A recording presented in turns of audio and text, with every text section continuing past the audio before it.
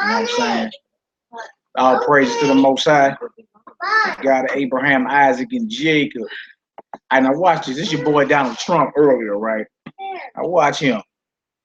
He like, look, and he say bets now. He's sitting there with his arms crossed. Let me see. One day ago, we met with fire, the light the world has never seen. All right, here it is right here. Listen to this. Listen to the orange purple. Look. Okay.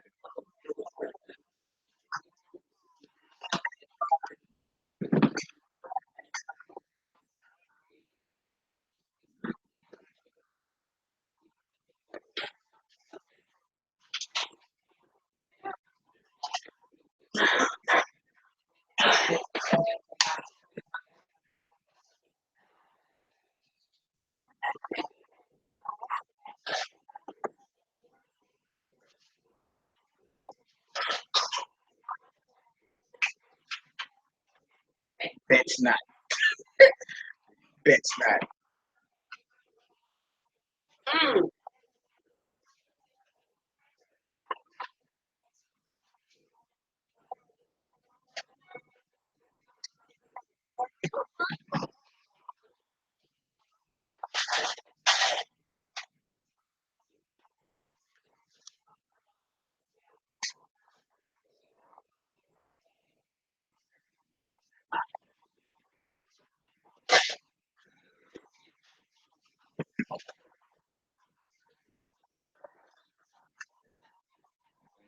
Look, I want to rub it on the lips. Hold on. There you go. Listen to this heathen. There you go.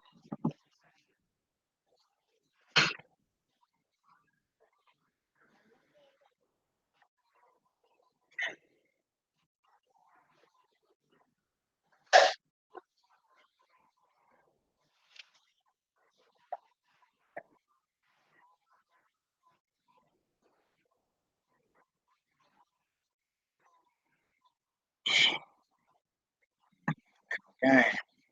Now look, I didn't hear him say bets not. Let me go to this one little video, it's a couple seconds long. He say bets not. I'm like, boy, look at this either. Bets not. We ain't playing no games out there. It's a 50, here it is right here, 52-second video. He's in there with his arms crossed. Now remember, Donald Trump is a billionaire. You can't tell no billionaire nothing. Bets not. Bets not. He ain't say bet you're not. This either say North Korea bets not. What? Hey, he like, look, I put a Hellfire missile on your breakfast table in the morning. I play no game. He dropped that Moab bomb a couple months ago. Moab, the mother of all bombs. He dropped it on the caves of Afghanistan because he was looking for a few who he called terrorist members. He dropped the biggest bomb in the U.S. arsenal in U.S. history that's non-nuclear. You understand? So it's like he basically dropped a nuclear bomb without the radiation.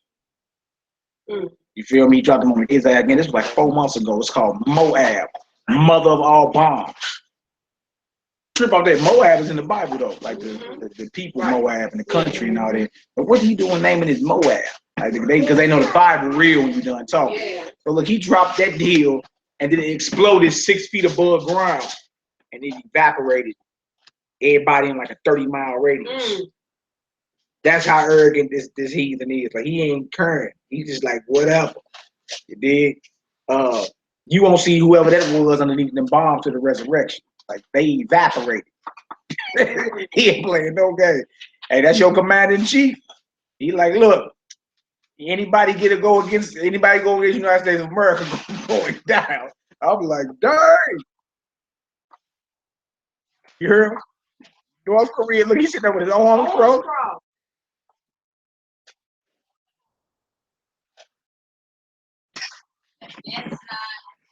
Boy.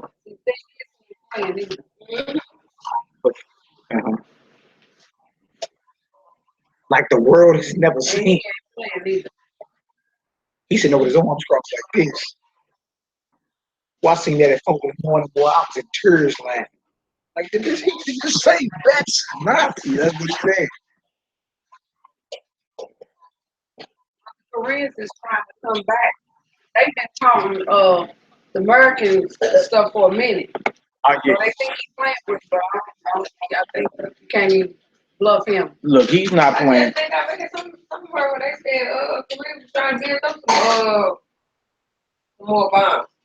Oh, yeah, like he ain't playing. So look, North Korea hit back and they like, look, y'all got Air Force bases and military bases on the Pacific island of Guam. We hitting that.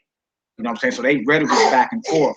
And Kim mentally ill, whatever his name is, Kim Jong-un.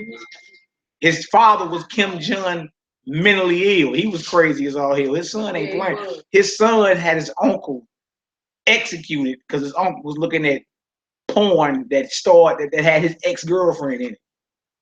Had him executed. This cat is right in North Korea now. He executed his uncle because his uncle looked at a porn tape that had one of his ex-gals in it. Had him executed on live TV. Wow. So he ain't number like how old is he? 34? He like 29. Yeah, he was 29, 30 years old, drunk with power. You feel me? So the war drums are beating. That's one of your things that you said the video you just put out was something about drunk with power. Yeah. That's the wrong spirit to be in. You feel me? Because that leads to pride, and then you get took down behind that.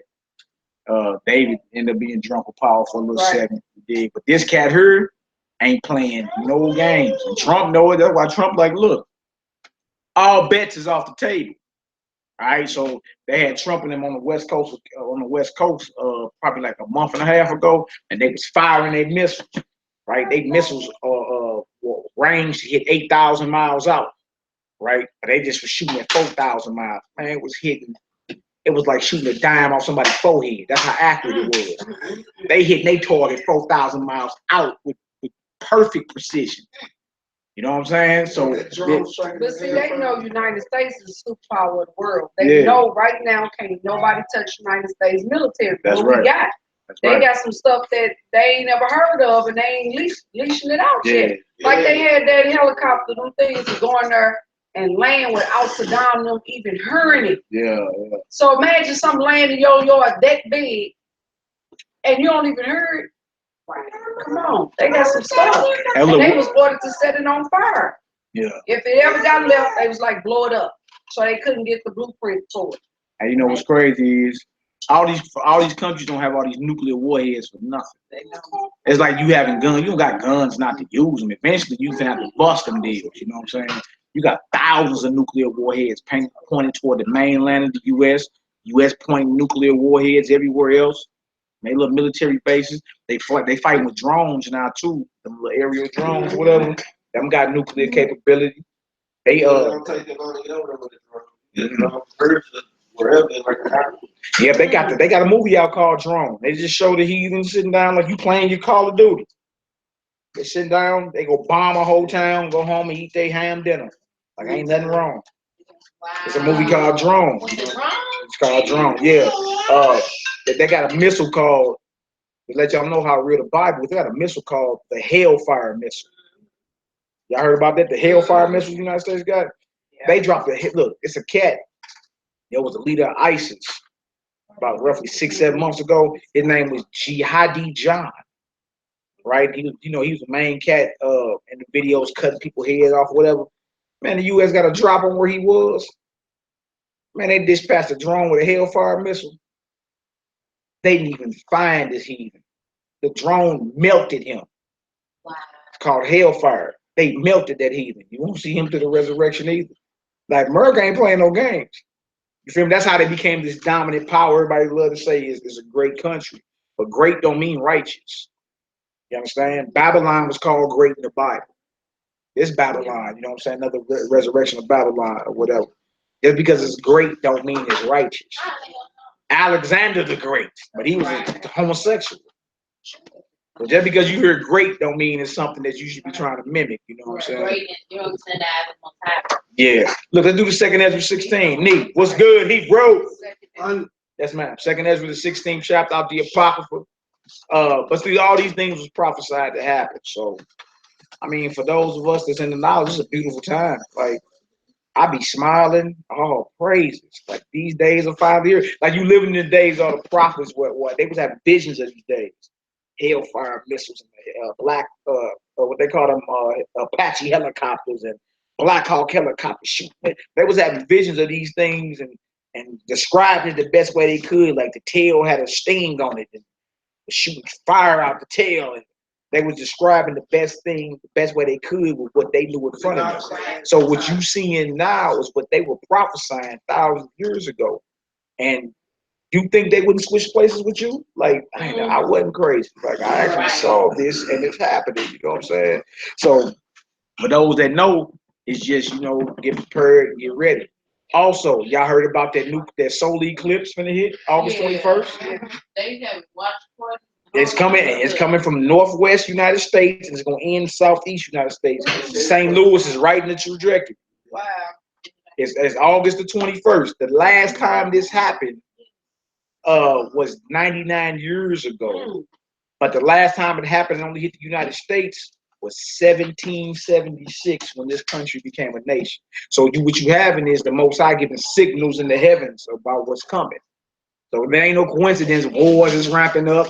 You feel me? Signals in the heavens going off. The blood moons kicked off a couple years ago. The blood moons and all that. You feel me? But I don't think that many people really paid attention to the blood. Well, they don't pay attention. They knew the thief was coming, then they'd be prepared. But we was on it because all Joel chapter 2, Isaiah 30 talk about the moon gonna turn to blood and the sun gonna lose its light. Like, those things be happening during eclipses. So when these things happen, you supposed to be paying attention. It be the Most High giving off signals to heaven. Like, get ready. You know what I'm saying? Now, in this particular one, it's going from northwest United States and will end southeast, like right around South Carolina. Y'all know the next time this happened? Shut up, boy. Go ahead. 7 years from now. Feel me? It ain't happened for real in 99 years to be specific. So ain't that kind of short? 241. From Yeah. 100 years down to 7 years, then it's wrapping up. Yeah, it's ramping up. And then the next time, like it's going this way this time. The next time is going from southeast to northwest. 7 years from 7 years from this year, which will be 2024. And look, it's only hitting the mainland United States. That's crazy. You said 2024 and it's coming on 21st. It's coming August 21st, 2017. Yeah. But in 2024, it's supposed to be back in April or something like that. But it's a total solar eclipse and it's only hitting the United States of America. Deep. All right, so look, you got the 2nd Ezra 16. Let's get into some of it. Get it, man. It's okay. Let's get her done. I'm start listening to that first voice, girl. You know what I mean? Yeah, I know. You know what I'm saying? That first man. But 2nd Ezra 16, 16th chapter. 2nd Ezra, chapter 16, starting at verse 1. Wars and rumors of war. Woe be unto Babylon and Asia. Oh, Babylon and who? And Asia. Asia. Ain't North Korea part of Whoa. Asia? Yeah. I read this for Colin. Go ahead. Woe be unto thee, Babylon and Asia. Make no mistake about it, you part of the Babylonian construct living in the United States of America. The Most High is saying woe to everybody. Woe to Babylon, which include America today. The military backbone structure of Babylon is America.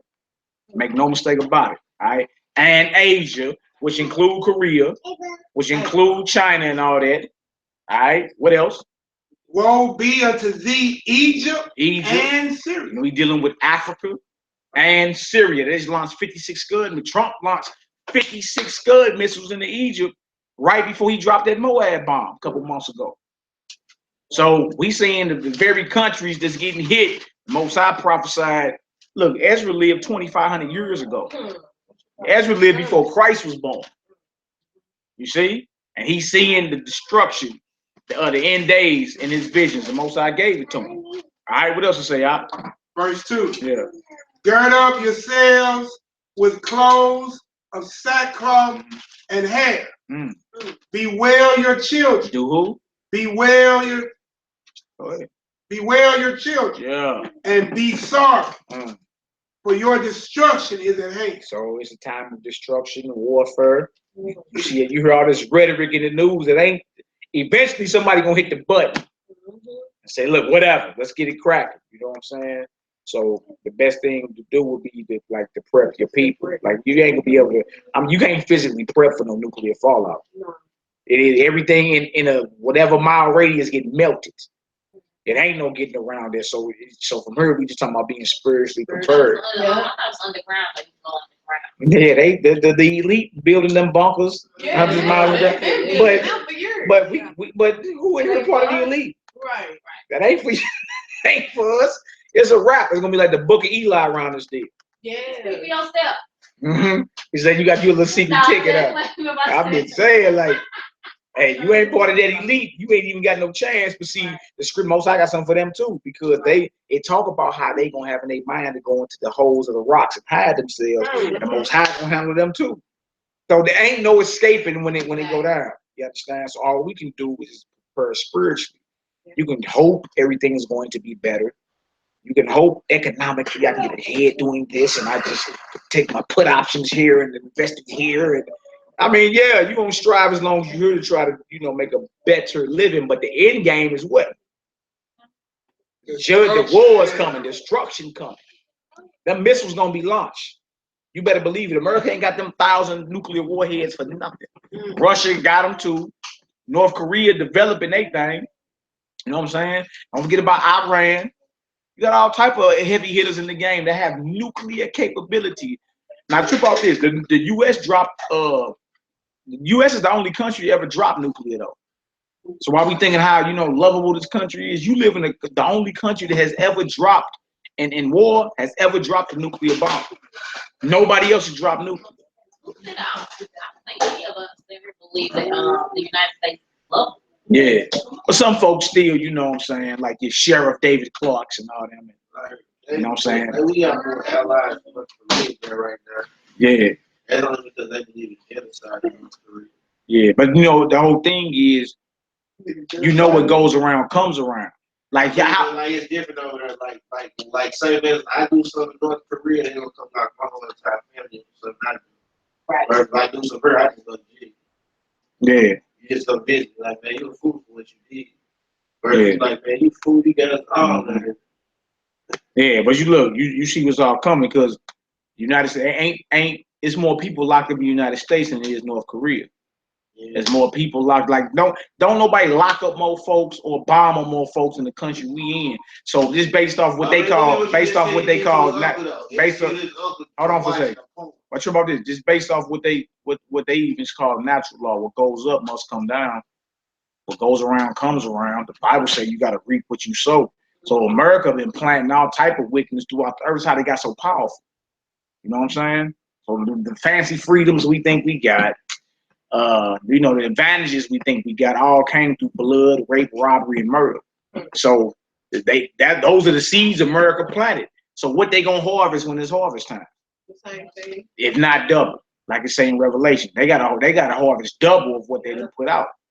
You know what I'm saying? Because that's how she got so great in that short span of time. She became the most powerful nation in 200 years. 200 years. It take nations almost. I'm talking about not 500-600 years to become that great. It took America like 1776 to where you at right now, like 240 some years, and they the greatest. You understand? That didn't happen by what do they call it? Ethical decisions when it comes to politics and just working hard. And if you work hard for 60 hours a week and put in your back to it, you could be somebody one day. That ain't how America got great. They took what they didn't slow roll nothing. Right. They took what it is. Anybody that was against them, they bombed into subjection. That's where we at with it. I ain't need what else to say. Verse 3. Yeah. A sword is set upon you, and who may turn it back? Yeah. A fire set among you. Yeah. And who may quench it? So he's saying, like, look, the judgments of the Most High going down. Who gonna stop it? You can hope and cross your fingers and hope something go a different way, but it's not. Even though we're talking about North Korea, America gonna handle them. In the end, America gonna get handled. You feel me? It ain't just by a little old North Korea. It's gonna be a whole host of nations that's gonna come up and get to handling business. They're gonna be shooting arrows at one another. I'm talking about it's gonna be hectic around this deal. What else to say, brother? Plagues are sent upon you, unto you. Yeah. And what is he that may drive them away? Who's gonna drive the plagues away, like what you would call natural disasters? 5-mile wide tornadoes. Y'all heard about that heat wave in Southern Europe called Lucifer? You ain't heard about it? It's 130 degrees in the shade in Europe right now. They scared to cut water on in Vatican City because all the water evaporates. Yeah, look, they name, how you know the Bible real? They name the heat wave Lucifer. Lucifer, the name of the devil before he fell. It's in 13 countries in Southern Europe as we speak right now. It's 130 degrees in the shade, including Vatican City where the dope of Rome is at. And it's so hot, they scared to cut the water on. So you know the smell over there is. You see? So plagues are sent. The plagues are coming. The plagues are here. Who gonna drive them back? The sword sent among you. Who gonna turn it back? See, this whole thing is divine when you're done talking. It's deeper than just your military action or how many military bases you got or how strong you think you are in man's eye. The Most High, the King of the heavens, has decreed judgment. And nobody gonna be able to turn it back no matter how much you cry about it or whatever. It's her. So all we can do is prepare spiritually. What you say? It says, what is the Lucifer heat wave? What is that? Now, but you just said. Yeah. Serious. So you can Google the Lucifer heat wave. They scared to cut water on. Woof. What else you got over there, Bob? May any man drive away a hungry lion in the wood? That's a good question. Go ahead. Or may anyone quench the fire in the stubble when it has begun to burn? That's a good question. If a lion is hungry, who gonna stop a lion from getting at his prey? Who gonna stop him? And he comparing that to the plagues and judgments of God. Once the Most High enter into judgment, all bets is off the table. And we real comfortable now until it come to your front door. When it come to your front door and you ain't got you ain't even preparing for it. You don't know nothing about fasting. The nigga don't know nothing about fasting, going without. He panic when the lights go out, when there ain't no AC. You not ready. You not ready for what's coming. So when it hit, you're gonna be one of the first ones to tap out or sell out. You're not ready. You figure you ought to be living the way you live and feeling the way you feel. God forbid you got to go without. The brothers and sisters that's actually been going without and making ends meet. You know what I'm saying? Paycheck to paycheck. You know what I'm saying? Going through all their healing. They in a far better position than those that's been spoiled and lavish their whole damn life. Those that's been going without because they used to it. They used to the days go by the times we don't eat. You know what I'm saying? Yeah. But some of us have gotten spoiled. Some of us have been pampered and caked. You can't tell us nothing. We know how to survive. Yeah, as a people we do. We as a people we do. Feel me? God forbid those that can't go 3 hours without eating. There's gonna be hell in that day. You know what I'm saying? What else to say, Nee? What's up, man? You good? Good, he bro? All right, what else to say, bro? Verse 7. Yeah. May one turn again the arrow that is shot of a strong archer. Wow. The mighty Lord sent the plague. No, the devil sent the plague. The mighty Lord sent the plague. Donald Trump sent the plague. The mighty Lord sent the plague. Like when them arrows, modern day arrows, is missiles.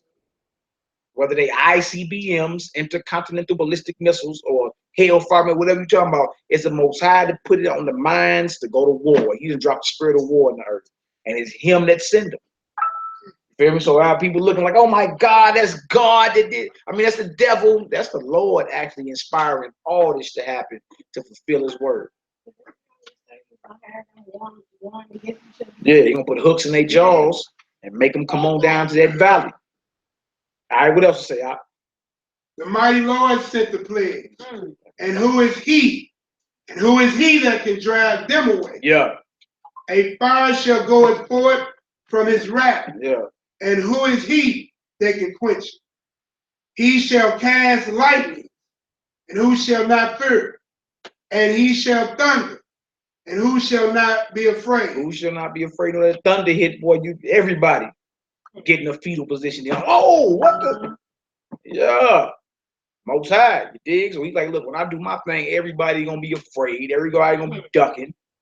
What else to say? The Lord shall threaten, and who shall not be utterly beaten to powder? Who shall not be what? Utterly beaten wait. to powder at his presence. That's the king you serve.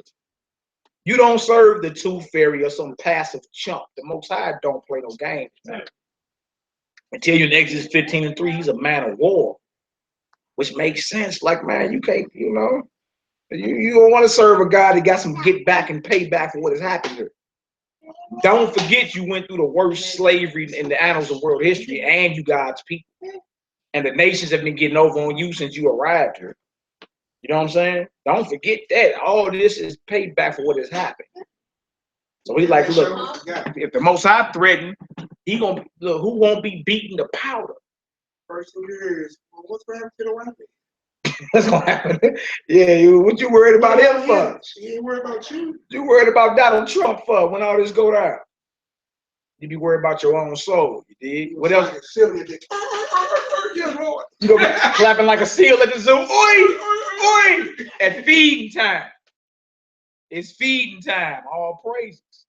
Dig? So we in a beautiful time. It ain't nothing to be scared of. It's more exciting than ever. I was gonna say it makes you find comfort. Yeah, I be checking the news every day. Like, man, what else done happened? And even if I don't make it, I know I say this all the time. Even if I don't make it, Yeah. I'm gonna praise the Lord all the way to the lake because He kept His word and dropped His word. And my people that did make it needed that salvation. You know what I'm saying? Yeah. Who else needs saving from their enemies? Nobody else. You know what salvation means? Actually, deliverance from one's enemies and rulership.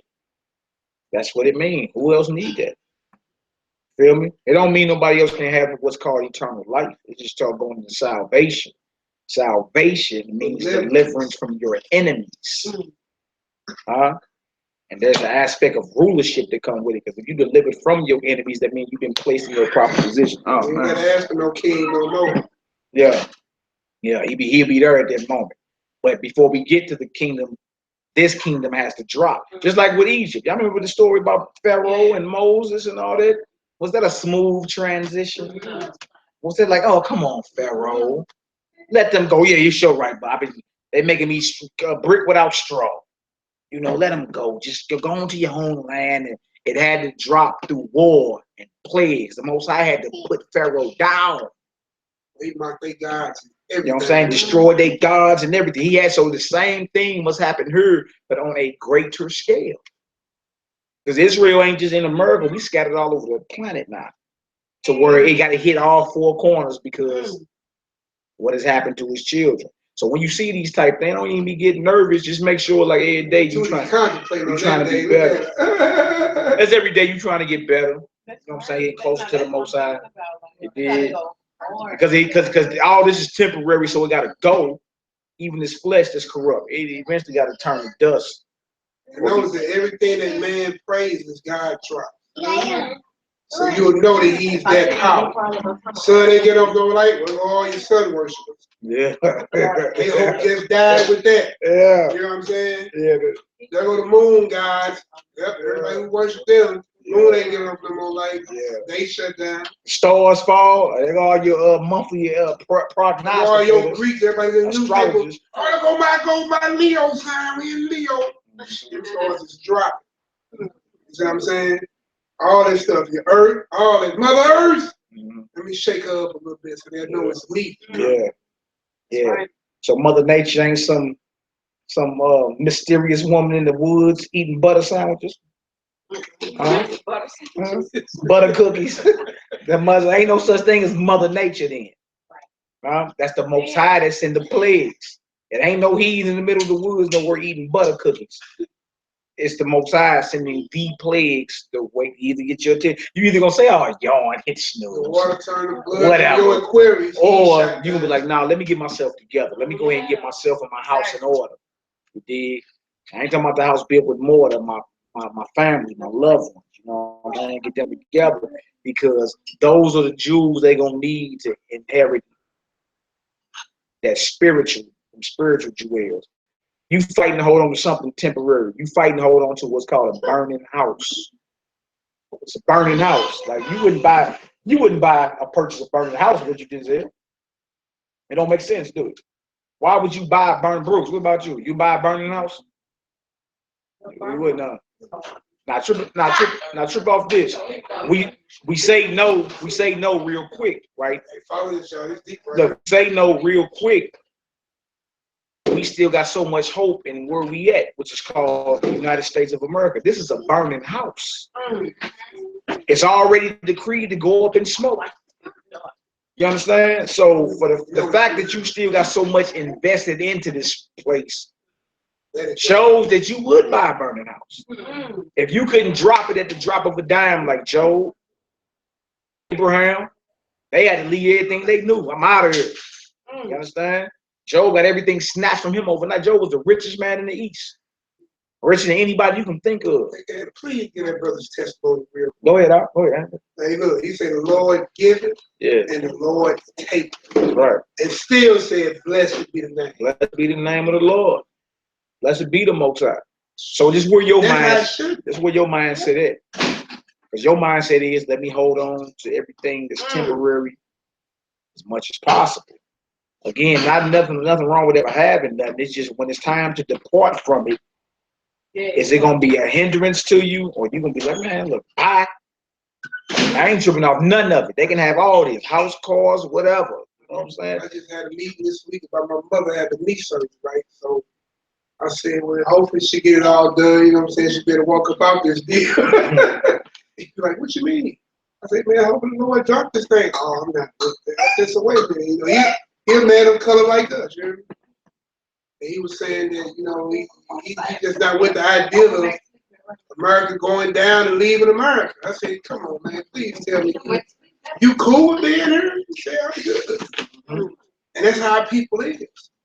I mean, and I ain't go deep with him. I wasn't trying to, you know what I'm saying? Just, it's crazy how you entertain a conversation, then something like this come up. And this is second witness to hear something. See, I mean, it was purpose to be talked about this week. You see what I'm saying? Real talk. Because look, we say we won't buy a burning house, but we got so much love for where we at. You couldn't fathom it being no other way. Even Malcolm talked about that. He said, when I leave America, when God dropped his face on the committee, he said, leave America. Leave this good white man. What I got in Africa? What I leave in Africa? You lost your mind. You see what I'm saying? You done fell in love with this.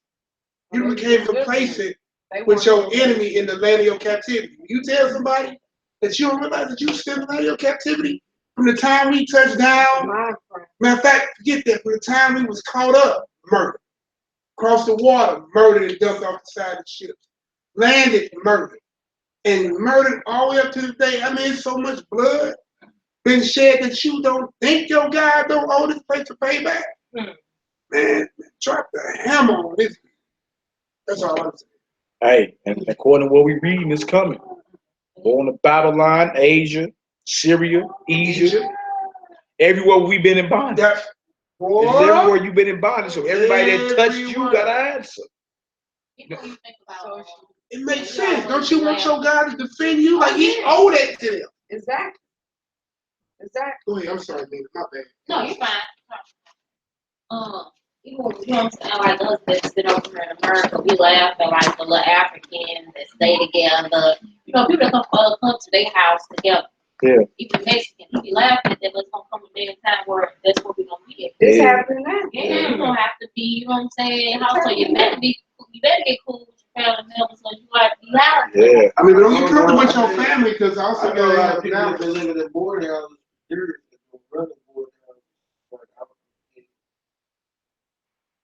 It's a balance, man. Look, everybody that's in your house is not of your house. Everybody that's Israel ain't Israel. Exactly. Man's enemies is those of his own household. Christ gave a very specific criteria. Those who do the will of my Father. That's my family. That's my family. And that don't come from, because his mother and his brothers and them was on the scene. And he shut all that down. Hey, Christ, you know, Matthew 12:50, if you want to read it. Matthew 12, you know, like you want to We can read. So basically boils down to, you know what time. like y'all my family. I got, Right. you know what I'm saying? Listen, don't think we ain't blood or not blood. So you gotta get that's that American thing. Because see, when we think blood, we think nation. Right. So because we are the same nation, we not out of the same direct house, like, you know, the house of Maccabee, Right. the house of Nehemiah, you know what I'm saying, with Menam, and you know what I'm saying? We got different houses, but we're one nation. Right. So y'all are our blood. Yeah, We right. all Judite. Right. You see what I'm saying? And even if you ain't a Judite, you still are the 12. Right. You family. Right. So just because, I just put scriptures every day about like disobedient kids and all that Ecclesiasticus. You know what I'm saying? This and that. I had a sister that went on to a little, you know, spin about kids and how they been going off and this. I said, sister, I feel it. I understand. Then I put some script up. You know, Deuteronomy 21, Ecclesiastes 16.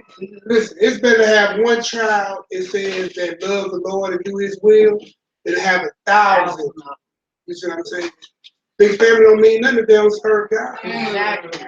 So that's where the It's not about quantity, it's about quality. So basically you should be focusing on getting yourself right with the Most High, because it can come down at You first. That's a self-check for us as parents. Yeah. Before we lay down and even think about having children, we should be right in these laws, statutes, and commandments. Exactly. So we can rear these children up that way. Now we out here just jumping around lily pad section. You know what I'm saying? I like that phrase. I might steal that from you, boy. A lily pad. Yeah, just jumping around, bro. And you got all these kids, and listen, torn between your culture and the culture of the world. You know what I'm saying? That's crazy. And look, I've been through it. I know my sister says she go through it with, you know, her babies and But stuff. the thing is That's that all you got to thing. stick to it. You can't do this You for got a to do month. your part. You can't do But this it for makes no it month and then hard. backslide on it and want to pick back up for what day or two and then back. And you got to that ain't continue. teaching your kids. That's right. You got to live this all the way out. Gotta be diligent with it, because that's where we at. That's what we Then you at say right to now, the man. casket drop. To the casket drop. The plagues are here. Yeah. All right, what else we got? Back up like 2 verses. Go into the missiles. Go back to the arrows Yeah, again. the arrow.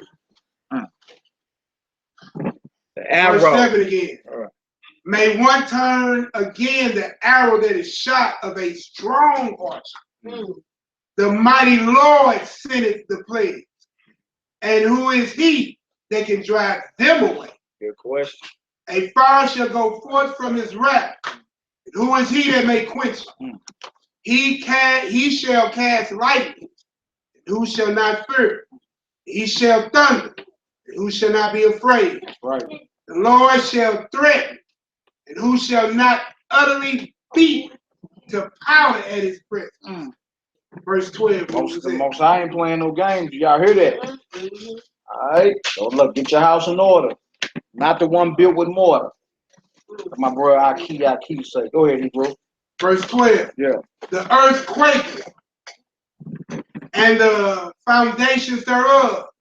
The sea arises up with waves from the deep. Like tsunamis in them, right? Like an earthquake in the middle of the ocean, and then they send a tsunami on the coast or whatever. The most I seen them tsunami, 500 feet high waves, wiping out coastal cities. That's how the most high. Ain't nobody doing that, man. Ain't nobody sitting behind no scene doing none of that. It's the most high decreeing it. There's angels getting it done. What else to say? And the waves of it are troubled, and the fishes thereof also before the Lord, and before the glory of his power. For strong is his right hand, and beneath the bow his arrows that he shooteth are sharp. Hold on, what is it? Beneath the bow? What is it? Bendeth or beneath? Bendeth. Read that again, I'll keep what it say. For the strong is he, and the hand that bendeth the bow. Yeah, so the Most High is super precise. He don't waste, you know how the Negro waste bullets today? When he be shooting, he'll shoot like 1,000 rounds and don't hit nothing. And how the Most High get down. Each arrow hit. When he's shooting, he decreed it hit. Super precision. Don't play no games, right? Go ahead, Hebrew. His arrows that he shooteth are sharp, and shall not miss. The Lord don't miss. He's the ultimate boogeyman. People talk all that crazy madness about, you know, the boogeyman, somebody hiding in the closet. It's the Most High. He the one that's the ultimate terrorist, the ultimate boogeyman. When he hit, he wiped nations out. You understand? That's the judgment that's coming. When them arrows decreed from him to get shot off, they won't miss. Won't miss their boy. So if it's decreed for America to get hit, it will be hit. You can't pray it away. No, You no, can't wish it away. no. You can't offer up sage away. He say, boy, we're over there doing some spirit dancing. You know what I'm saying? Lord, please don't, man. Look, it's a wrap. How do you pray for the stability? You know what? Let Bring it out. Be true. Bring it out, bro. You never saw Israel pray for Egypt. Sure. Lord, let Pharaoh's pyramids increase while we foot to brick and mud. Let the Pharaoh's gold and his chariots go long and hard. May they be prosperous. May he inherit the kingdom of you, God. May the Romans and all their sexual exploits be founded in the earth. Let their boy booty loving selves be prosperous, Lord. Yes, Lord. Not just you don't see it. Not you today. You Lord, let the Persians and all their pagan goat worships be founded in the earth forever, Lord. Yeah, the Babylonians. Man, you heard the Israelites say, Lord, drop this mother sucker and get us the hell up out of here. Yeah, we done lost that time. We don't even pray like that no more. You know what you pray like now? And I ain't talking about right here. You know how you pray now? We know we ain't right. Lord, bless my enemy. You ain't right with the Most High, then you ain't gonna pray. Lord, after he killed my mama, during when they killed them people, man, the bodies ain't even 24 hours old. Well, that's what they say. Yeah, you got me. That's because you've been getting your rear end kicked up past your shoulder blades for 400 years by the heathen. Somebody do that walk. Do that walk with your ass kicked up past your shoulder. You ain't. What was she looking at it? Yeah, you ain't. Like you done got beat down by the heathen so much. You can't even fathom and pray most side. You say vengeance is yours. Bring vengeance. You don't pray like that no more. You just butterfly. As soon as you get a gun, I wish a nigga would. What happened to I wish a cracker would? You get a pistol, you look at that boy, I wish a nigga trip. Damn, well, this nigga ain't got shit coming for me. Yeah, police roll up. Oh, shit. You throw your guns under the car. No, guns be under the car. Throw them under the car. Sir, yes, sir. Yeah, call, Bill. Yeah, I bet. Now I'm on my way to church. Yeah. It's Thursday night. I'm having lockdown service. Yeah. They whipping iron in your church clothes. Yeah. Yeah. So our mindset, what all bro's saying is our minds have been destroyed to where we in a state of war. We're not even praying for spiritual intervention. We're not even praying for the Most High angels to straight destroy these devils. You more like, oh Lord, bless the Ku Klux Klan and all the Nazis. Forgive them. Forgives Dylan Storm Roof, who shut up the church in South Carolina and killed 9 of my people. Right. Like you ain't gonna be like, we gonna read Psalms 109. We're not supposed to pray for them, right? No, the enemies that the Messiah was saying pray for was the enemies of our own people. Like you got uncles you ain't talked to in 5 years because he owe you $5. You feel me? You got people within your family you don't even deal with no more just because you heard they was on Facebook talking bad about you. That's who Christ say forgive and pray for. He ain't said nothing about praying for the clan who just raped your mama and castrated your father. Or who just killed Mike Brown out in the street. He ain't said nothing. Pray for Darren Wilson. Lord, bless the gun of Darren Wilson. May he have a long, prosperous life. The prayer that these brothers are praying for those who were committing acts of war against their people was the total opposite. Psalms 109. We'll get that. Matter of fact, you want to read that real quick? Bookmark your spot right there. Let's come back to that 2nd Ezra 16.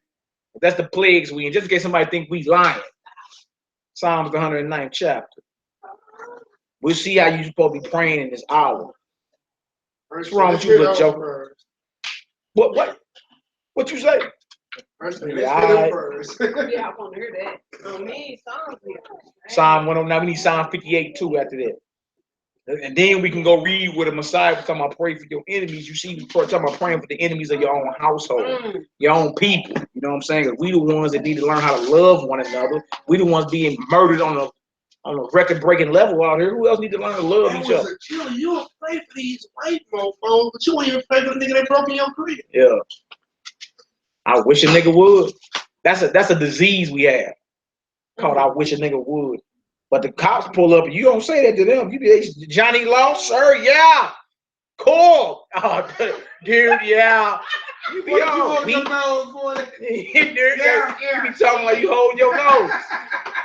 But I thought you was gangster. What happened here? I thought you niggas was, hard. I don't thug like no more. Yeah. I thought you men was hard. Tupac died, my gangster died. My spirit's Machiavelli. Yeah, you be turning down your little bossy. Your little bossy. F the police. You be turning out. Yeah. Come on, let's read. I went back in my white tee. Yeah, Psalm 109. Psalms 109. Now trip off this prayer right here. A man who was one with his creator. This David. Heart like God. David. King David. Trip off his prayer for his enemies. Go ahead. Verse 1. Hold not thy peace. Yeah, he asked him, Lord, look, don't be quiet. Don't go silent on this. What else? Oh God of my praise, for the mouth of the wicked and the mouth of the deceitful are opened against me. The mouth of the who? Wicked and deceitful. Wow. They have spoken against me with a lying tongue. The Negro is shiftless, feeble-minded. He's a thug. They're all welfare recipients. They're only good for babies. They're dumb. They're not educated. Oh, okay. What else to say? They compass me about also with words of hatred. Words of who? Hatred. Wow. Go ahead. And fought against me without cause. For my love, they are my adversary. And true brother, the more you love America, the more she actually hates you. The more the Negro eat his American pie and fly his American flag, the more he's murdered. You ain't did nothing but be obedient since you've been here. You done put all your children in the schools. You done served this God. You done went and fought in his wars. You done played his sports. You lost your name. You done lost your language. Put down yoga. You done did everything's asked of you.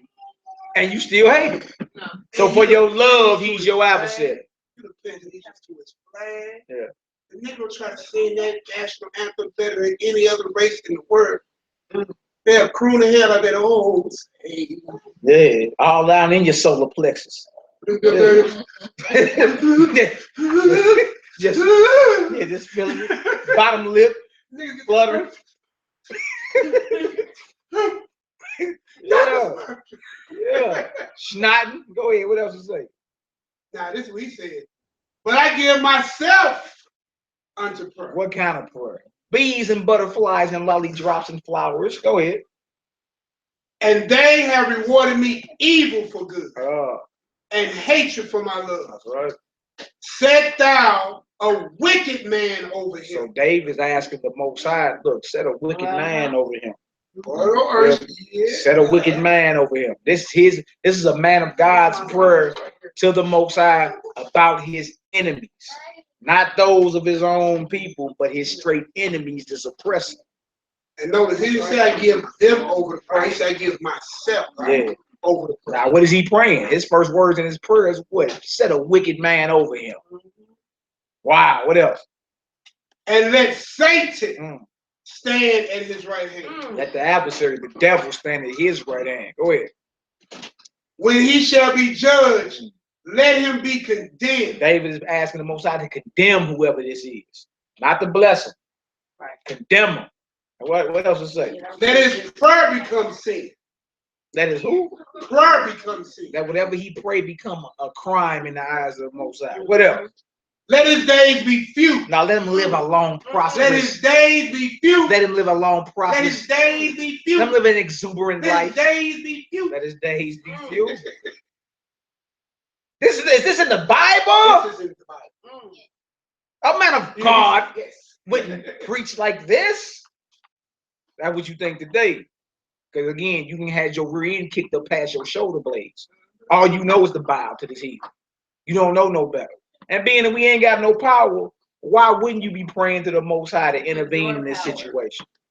Praying to your power to bring this heathen down. You ain't praying to him. The Negro don't even pray no more. He's too busy trying to keep up with the Joneses. What else? Let his days be few, and let another take his office. Let his children be fathered. Not the babies. Yeah, the baby.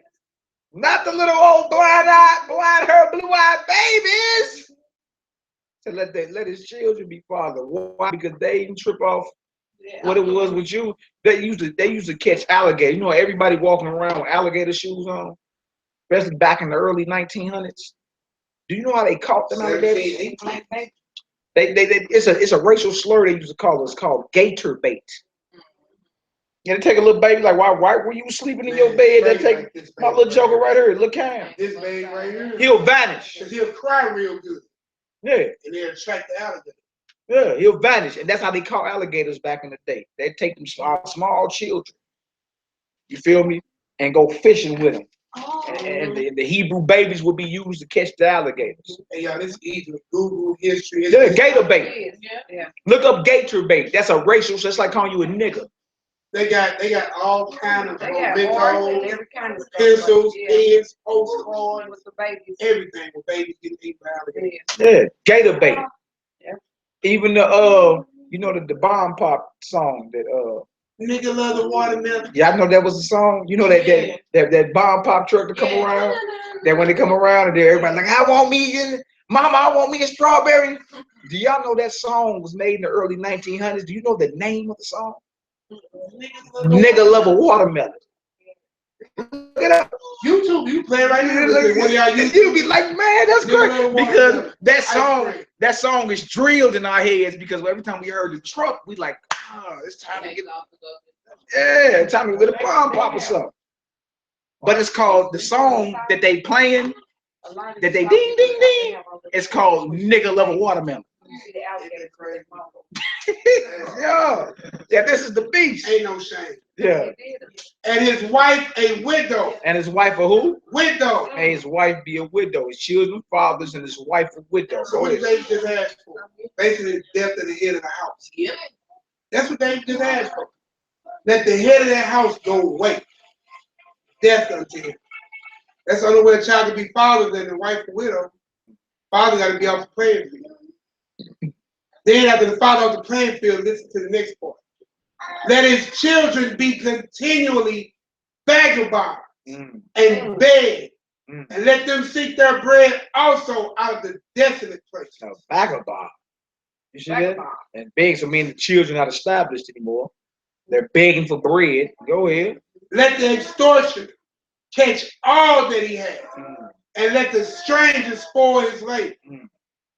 Let there be none to extend mercy unto him, neither let there be any to favor his fatherless children. That may his children not even be favored. No mercy to him. And he's going to tell you why he's asking the Most High for this. All right, go ahead. This is deeper. Let his posterity be cut off. That means his whole lineage. A man's posterity is his lineage, his children. Castrate that. He said, cut him down. Serious thing. Going against God's anointed. Go ahead. And in the generation following, let their name be blotted out. Let their name be blotted out in the generation following. This don't sound like no soft prayer. Now, if this is in the Bible and it's something that a righteous man of God prayed to the Most High about his enemies that would not let up off him, why they ain't your prayer? And this is your ancestor. He's everybody here acknowledges that it is. That's King David. The one who cut off Goliath's head, killed Goliath, cut his head off. That's David's prayer to the Most High. What else, Hebrew? Let the iniquity of his father be remembered with the Most High. So now somebody will say, when they come up to you and say, well, I didn't own any slaves. My great-great-granddaddy owned yours, but I didn't. It say, let the iniquity of his fathers be remembered. You see, like we had to pay for our forefathers saying, crucify him. Right. Our forefathers, I wasn't in Jerusalem 2,000 years ago. So When our forefathers yelled, crucify him, crucify him. And let the curse fall on our children. That's what they say. That's why we went through the worst slavery in the annals of world history. Because our wicked forefathers gave up the Son of God and ordered for him to be crucified and cursed their children. Let the curse fall on our children. So what you do, believe it or not, affects your children and your children's children. So it's a ripple effect? It's a ripple effect. The wickedness you do will affect them great-grandbabies. The righteousness you do will affect them great-grandbabies. That's why it's important right now to turn back to the Most High and do what he commands and says. Because what you do will directly affect them. Then they grow up to copy you, and they raise children the same way that you was doing. Either you was righteous or you was wicked. If you was wicked, the ripple effect, the seeds is going to bear fruit, it's going to be all wickedness. They learned it from their parents and their grandparents. If you righteous, and guess what? The ripple effect will be righteousness. So we say, let the iniquities of their fathers. He wasn't doing nothing but repeating what his grandpappies did to us. They just found a boy head cut off in Jackson, Mississippi last month. Short leggers. It was some Hebrew babies that found his head on the porch. These heathens still, look, they still hanging us. Y'all ain't forgot about Sandra Bland or Eric Gordon. Eric Gordon just got a wife. Did they ever figure out what happened? Eric Gordon, killer just got a wife. Lost cause. You say what, Hebrew? Eric Gordon, the killer, just got a wife. Eric Gordon's killer, Daniel Pantaleo, the heathen, the Roman beast that choked him. Just got a wife. Just got married. Why is he living? And why is people ain't praying? And look, we ain't even praying for them. We done forgot. As long as it don't happen to you, at your house, you like, it's all good. It ain't better him than me. Right? But as soon as it come knocking at your door, you gonna want somebody to bring some type of attention to the situation. Yeah, that's why you never forget. The Most High don't be forgetting what didn't happen to us. We forget. You go home, watch your power, You rather talk about Tasha and what she did last episode. Couple of weeds. Burn you a blunt or something. You forget about, what's going on. You don't really care about what's going on with you and your people. You rather just, thug it out. That's all you rather do. You rather just thug it out and be an individual. But this thing is about to hit us nationwide. It's already hitting us. So where you're going to be forced to deal with it. And the Most High going to force us to come together. Because a white man about to get you out of his pocket. He about to cut your food stamps, cut your financial aid. Yeah, the white man about done with you niggas. You're gonna have to be ready to totally depend on your God and put aside your petty differences and come together as a people. That's the only way it's gonna work. Other than that, you're gonna go down. You can be an individual if you want out here when this thing hit.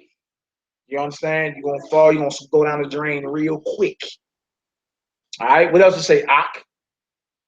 Let the iniquity of his fathers be remembered with the Most High. That's right. And let not the sin of his mother be blotted. Don't forget them little missy heathens that blamed that blamed Emmett Till for whistling. Y'all know about Emmett Till, don't y'all? She lied. Lied the whole time.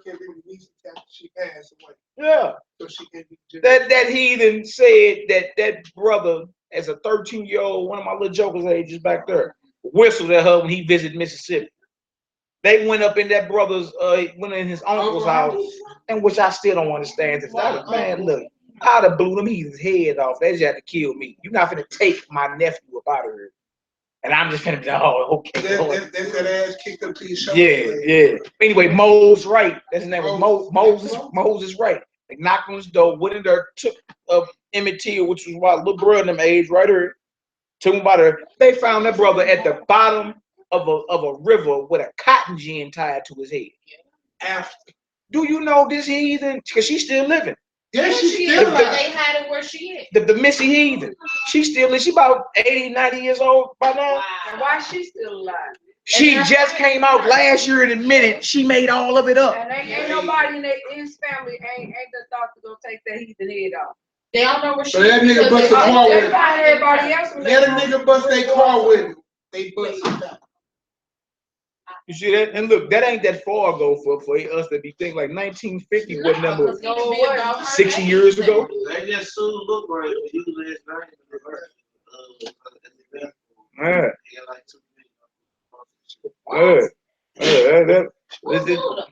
his family. But ain't going after him. They made him change the song around and everything. Everybody, he lost his sponsorship about group for a second. You'll sue Lil Wayne. Look, that's not unrighteous. That's not unrighteous. Because soon as anybody do anything in one year with so-called white America, they drop the mother of all bombs. Yep, sure. Soon as anybody do anything, they drop hellfire missiles on them while they sit in Nevada 4,000 miles away. Like they did look like Wall. What killed me is that this beach, anything to anybody that may meet it with unbiased, unprejudiced hate. But as soon as it happened to you, why we can't just have peaceful protest? Why we can't talk about it? Listen, the only way you can beat somebody is to talk their language. That's all I'm gonna tell you. I let you decipher with that. You can't talk to nobody who speaks Chinese if you speak Spanish because you don't solve. You'll never come to it. You see that? You gotta talk their language. David is asking for their language to be spoken to. Hey, notice he say, don't forget about the sin of that mama. Hit the father, but don't forget that mother. But he prayed for the children because she was complacent in it. You understand? Yeah, remember the movie Rosewood? Oh, yeah. It was a nigga. And the whole town got burnt down behind it. And she was the one being the whore. She was banging a little. Yeah, banging a white boy. You ain't ever seen Rosewood? Rosewood with Bing Rames. With Bing Rames and Don Cheadle in there. It's a true story about Rosewood, Florida. Rosewood, Florida, right? It was this little it was in Florida. It was a poor little white, it was two towns, Rosewood and Sumner. Yeah. Rosewood was where the bros stayed at, they families, they was cool, they was by themselves. Sumner was like right up the street, Bell Ridge or something like that, right up the street, right? It was a heathen who was cheating on her husband, sawmill or whatever. She was banging some little white boy traveling mason. And the people knew. Right? They sure did. She banging some little traveling mason or whatever. She tried to check him over something. He beat her hard. Don't ever touch me. Kicked her. So she knew her husband had to come on. So instead of admitting that she just been playing the whore, she was like, I got raped by a nigga. It was a nigga. And Rosewood, that was back in the early 1900s. Man, that whole town got burnt down behind that. So many bros got killed behind that. Children killed, scattered. Because a white woman opened her mouth and said a nigga raped her while she was having sex with some other white man that wasn't her husband. Hey, y'all, check this out. And the Klan loaded up quick. The Klan rallied up, you feel me? And came down and got with our people. Some of our people stood up and was, shooting back and all that. Black guy, yeah, Don Cheadle and Bing Rames. He stood up. Yeah, but the crazy. He got his little niece from working out that store too. Yeah. Like, come on. Yeah, you on your way up out of here. Right. Yeah. Oh, yeah. But his cousin or his niece, she was getting hit by the store. Right. The store was hitting her. And he was like, look, you know what you doing up in here. Walked up in that there with his shotty up like, hey, I'll kill one of you devils. Don't even play with me. Get on up out of here. Dig. So they had to straight stand up and fight, man. All over a lot. Hey, look, that's not uncommon, y'all. That's Rosewood. It's Tulsa, Oklahoma. Yeah. You see what I'm saying? Look, I just posted a post. I study a lot, but not enough. It's called Global 4. I took it out to everybody. Global 4, same story. White woman claimed that she was raped by the black guy. One of the black guys was at the train station. Didn't even know the other black guy. He was there a little bit. They actually got records and testimonies. He was in there, at the bar doing whatever. he got arrested with them. They straight killed them dudes. You know what I'm saying? Went out with a gun, hunt them down, shot them dead. 70 years later, they apologized for that. How do you apologize 70 years later? No, you can't come say nothing. How you do that? Hey, it's crazy because look, we right next to East St. Louis. Y'all remember? Oh, the biggest ride. Y'all remember the East St. Louis race riots? That was 100 years ago, 1917. And they said after that, that's why I just never looked back the same. They never touched it. East St. Louis used to be very what you would call successful. You know what I'm saying? It was a slave-free state. Yeah, East St. Louis was that deal. 100 years ago, July 7th, 1917, a couple days after the 4th of July, there was the East St. Louis race riots. Man, the Mississippi River turned red. Mississippi River turned red with the blood of our people. That's how many niggas they killed behind. We was trying to cross the bridge and come into St. Louis, and they was gunning bros down. Bros had to straight swim across the river, do all type of stuff, man.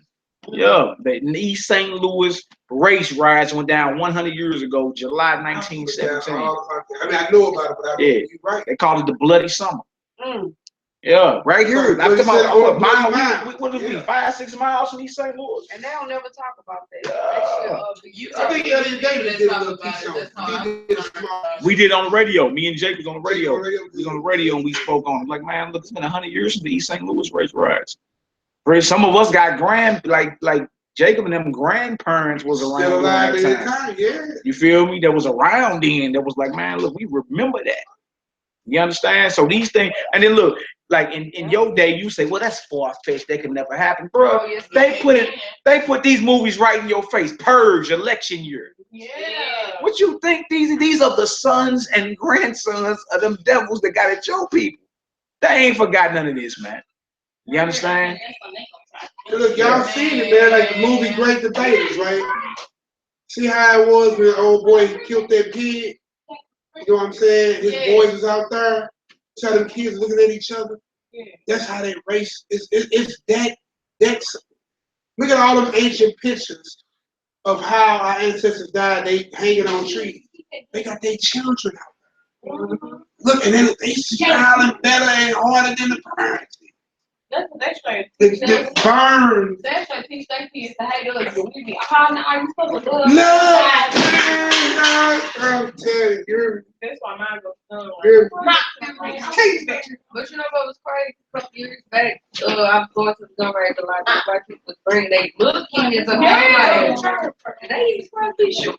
Yeah, they can. And look, and you be out of the book of Joshua, we supposed to be teaching our kids. Yeah. You know what I'm saying? We supposed to be teaching the weapons of war. I remember when we was young, we going to Tennessee. My uncle was doing. Because listen, the only reason why they won't fall victim to gun violence is you teach them about guns. Guns don't kill the people who we got here. Yeah. So they have a respect for it, they understand it. They had one man on YouTube with his daughter. Yeah. Breaking the gun down, everything, calling out the laws, everything. So what happened to this? We do this. We got them together. Like a little bit here. Little bitty girl breaking guns down, man, calling out the laws, how to move. Did you see the video that the white man posted his daughter? Look, she in a wood. Oh, she like this. She got a Pop, pop, pop. Pop, She pop, pulling out all pop, pop, she get other guns. Pop, pop, pop, pop, clip, drop, pop.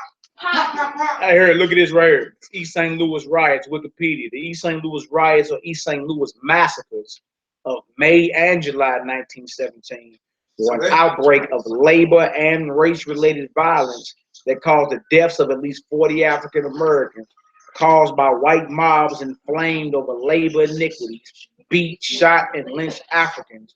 May 28th and July 2nd, 1917, location East St. Louis, Illinois. So it was 2 riots that broke out that year. Yeah, one in May and one in July. 1 month, then come back next month. May and July. May and July.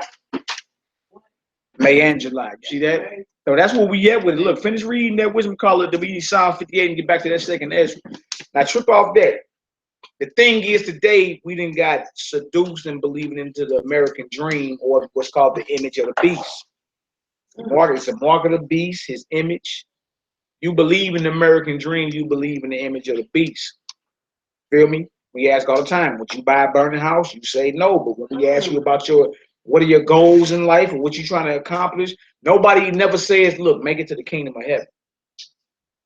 That ain't that's not even the first thing on your list. You on some all type of trying to be this by the age of this and make this. And my debt paid. And so what that let us know based off your response is you done taken on, for one, the image of the beast, and two, you would buy the keys to a burning house. You would purchase a burning house because you still in some way, shape, form, or fashion attached to this.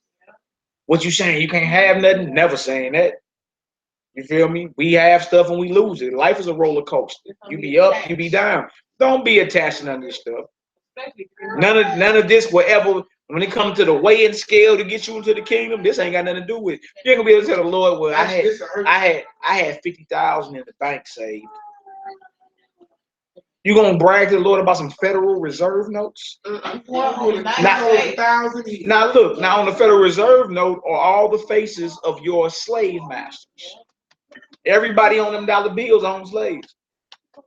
Even Big Head Ben Franklin. So I came to free you, and this is what you come to me with? Even Big Head Ben Franklin. Them $100 bills, he owns slaves. I didn't trip up this. This is another again. Fires from riots are seen from EADS Bridge. The same bridge we drive over. That bridge is still standing, right? It's a July 20th, June 20th, 2016. That's when this was written. It's in the Poach's Patch.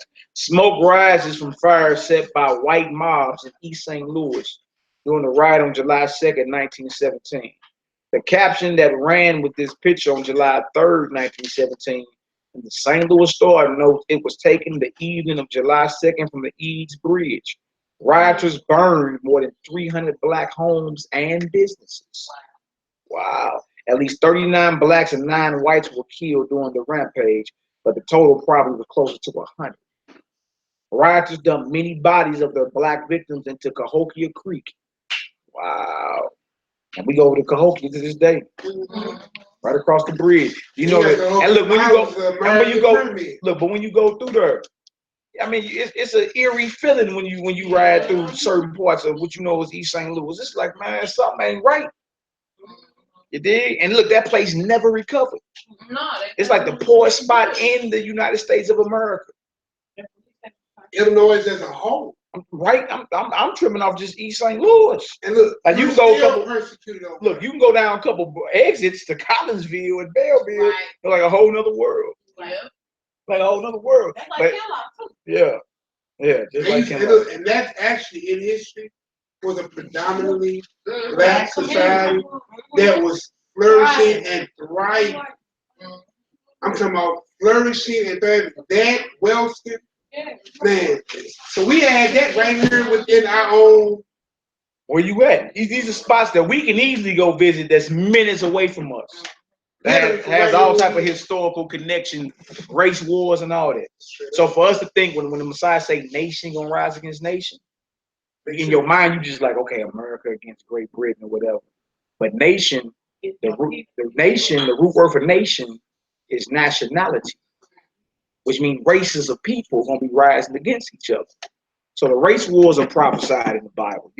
What we done went through everything and what we going through is now. Root word for nationality is nation. Nation shall rise against nation. You're talking about different races of people rising up against each other, banging, right? So what's the key to race relations? It's prophesied in the Bible. All you can do is decide which side you on concerning your God. Because even those of another nation that's down with our God, look out for God's people. The Bible says, pray for the peace of Jerusalem. Those that love thee will prosper. Jerusalem is a people before it's a place. Like we the children of Jerusalem. You know what I'm saying? So any nation claim they down with the God of the Bible need to be looking out for God's children if they want to be blessed. John Brown, a good example. Yeah, he went in. Boy, I pray one day I get to meet that heathen. In the resurrection, of course, he's been long dead. But that was a heathen when you go into his history. Was killing his own because we was enslaved. Went around the plantation with his Bible, one hand. Has revolver in the next. It was doming his fellow heathens. You understand? When they finally caught up to him, they made him ride his casket to his hanging, to his lynching. So his last words, this is John Brown of Kansas. Live around the time Harriet Tubman lived. Right after the Nat Turner, you know what I'm saying, revolt and all that. John Brown of Kansas was a white preacher. Right? Lived during the time of Harriet Tubman, whatever. But when they finally caught up with the heathen, well, the Gentile brother, should I say, they made him ride his casket to his lynching. Right? So his last words, they was asking, why did you do it? Traitor! Nigger lover! Spitting on you know. And why'd you do it? Answer simple. Those are God's people. And when I meet my maker, I'm gonna tell him I'll do it again for the least of them. They hung him right after that. You feel me? There's room for Gentiles like that in the kingdom of our God. You understand? Like, salute. That's what I'm talking about. You got Gentiles that'll be servants to us in the kingdom, such as John Brown. Now, they won't be inside the gates like that. It's the same as the courtyard in the old world. Even when you see the new, you got the court of the Gentiles, and then you got Israel. Israel will be up here. You know what I'm saying? The 12 names on the gate, and we'll enter through that gate from what tribe we are. But they'll be in the court of the Gentiles, and they have to come up and keep the feast. You know what I'm saying? Yeah, they'll be servants to us in the kingdom. So like, just be serving. That's just Jerusalem. Not what we was not the bondage. Because there's a difference between slavery, servitude, and bondage. Yeah. So they'd be in service to us, but not the way that they had us in bondage. So we ain't sitting there kicking them in the ass, hanging them, raping their women and lynching them. Nothing like that. But the thing is this, like Jerusalem is just the headquarters. We gonna be rulers over the entire planet. You feel me? So you're gonna have servants serving you. You understand? But the only ones that's gonna be serving you will be the ones that spared the lake of fire.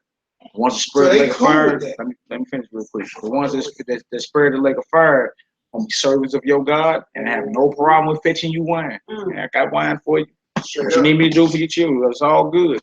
So that of course that's not Hitler and the Klan and none of them. All them heathens going into the lake of fire for their wickedness. You know what I'm saying?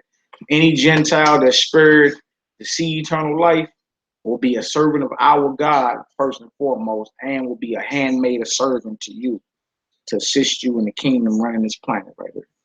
You feel me? Not sitting on the thrones with no crowns on their head and nothing like that. They got a position they play, and their position is handmaids and servants. And just like in their kingdom, what are you? You ain't on the same level as them. You not. And you love your job. Yeah. You just not on the same level as them. They won't be on the same level as us, even in eternal life. They won't be. You see what I'm saying? But but it'd be a righteous servant too. Like if that was my option, look, lake of fire, tormentation, or get in where you fit in. Hey, sign me up. What you need me to do? I got a question. This is a question that I run into a lot when I'm trying to, get words to people and just tell them to come in a way. A lot of people feel like, but I know it's a lot of people feel like, well, if I know I done committed all this, then I'm fighting all this, and there's a possibility I should go to the lake of fire. Like, what do I give them to give them that? The scriptures say all the iniquity will be forgiven, man, except blasphemy of the Holy Spirit. Right. You blaspheme the Holy Spirit, you receive the mark of the beast, you have no forgiveness in this world or the world to come. You feel me? So no matter what you've done, Paul was a murderer, and he was forgiven. Feel me? Just what you do about it, you turn away from it. You turn away from it, and you go hard and do the works of the Most High. It don't matter what you done did. Whatever you've done, you can be forgiven of as long as you ain't blasphemed the Holy Spirit or took the mark of the beast. You can actually be forgiven for whatever you've done in this life. Feel me? Through one man, death came. Through the Messiah, life comes. All right, redemption. Look, let's finish this off. If we read down to 16 and then jump to Psalm 50, you ain't got to read that whole Psalm 109. So we good? You in verse 16? I'm at 16 right now. Read at 16 and we can jump. Go ahead.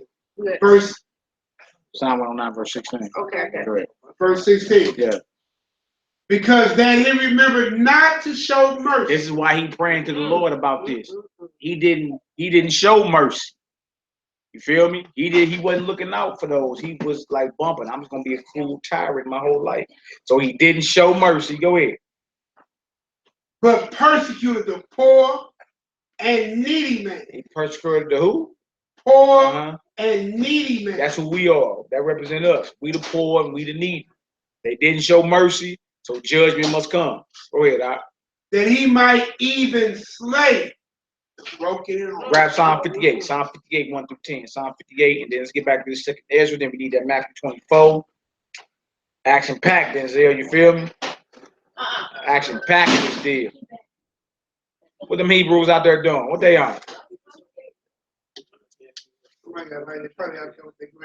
Wow, what's up? Yeah, all right. Then watch that lot out there, man. He over there knocked out.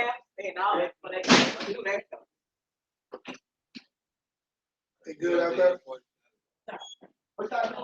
Psalm 58. Psalm 58. Bunny, what's up, girl? Over there sleepy. You be all right, girl. Psalm 58. Psalm 58. Let's get it. I believe so. Yeah. Yeah. Psalms 58:1. Yes, sir. Do you indeed speak righteousness? Or congregation? Do ye judge uprightly? O ye sons of men? Yea, in heart ye work wicked. Ye weigh the violence of your hands in the earth. Yeah. The wicked are estranged from the womb. Wicked are who? Estranged from the womb. So there's a wicked inclination on certain heathens from the womb. You understand? It's a certain heathens from the moment they born. There's a certain wicked inclination that's on them from the womb. Go ahead, Doc.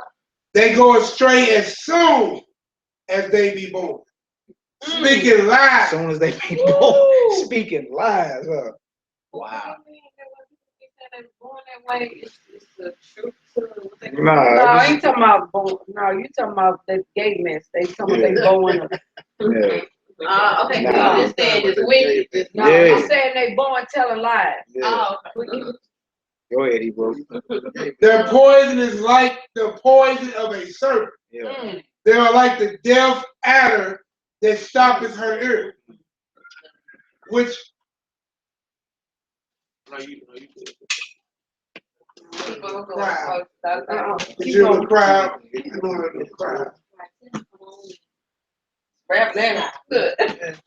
Rainy outside. Verse 5.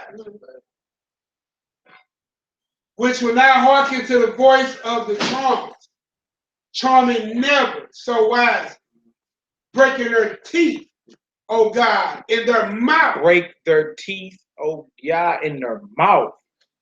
So he asked the Most High to break their teeth. Oh boy, you got thrown headlong. Look at him. Boy, you got thrown headlong. I'm finna get it. Boy, you. Verse 6. Breaking the teeth, oh y'all, in their mouth. Like, oh my God, yeah. Breaking out the great teeth of the young lions. Break out the what? Oh yeah, break out the teeth of the young He lions. said break out the teeth of the young lion. Boy, Granny was playing them games over there. What's she playing?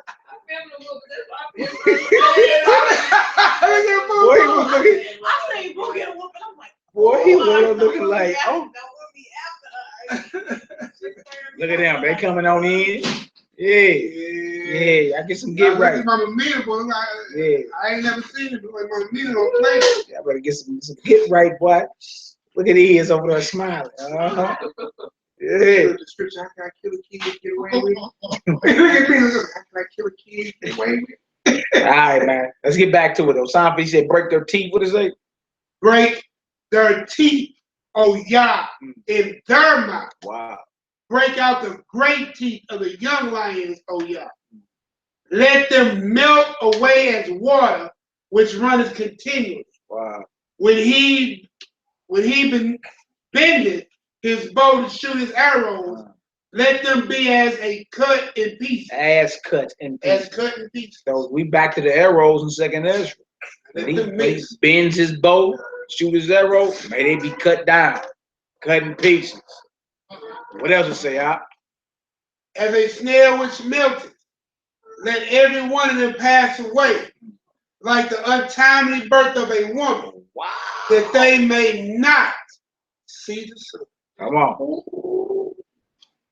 Before your pots can fill the thorns, he shall take them away as with a whirlwind, both living and in his wrath. The righteous shall rejoice. Shall what? Rejoice. Be sad. Rejoice. Why you do America like that? Rejoice. Said the righteous gonna rejoice. Go ahead. When he seeth the beast. When the righteous see the payback of God, the righteous judgment of the Most High, the righteous gonna be rejoicing, not sad and gloomy, happy. You see them praying for the ones that's getting destroyed. You're not the righteous. Lord, why you think they're good white people? These wicked nations away. He shall wash his feet in the blood of the wicked. Wow. So that a man shall say, verily, verily there is a reward for the righteous. Verily, he is a power that judges in earth. That's beautiful, man. Hallelujah. Yeah, let's get back to that second Ezra 16, man. Now you see the prayers of the righteous against the enemies of God's people. They pray that the Most High bring vengeance. You read all the time, people say it all the time, vengeance is the Lord's. Right? But why you not praying for vengeance? Even in hey, Nee, do me the Revelation 6 real quick, 9 through 11. There's 2 verses. Revelation 6, 9 through 11. You feel me?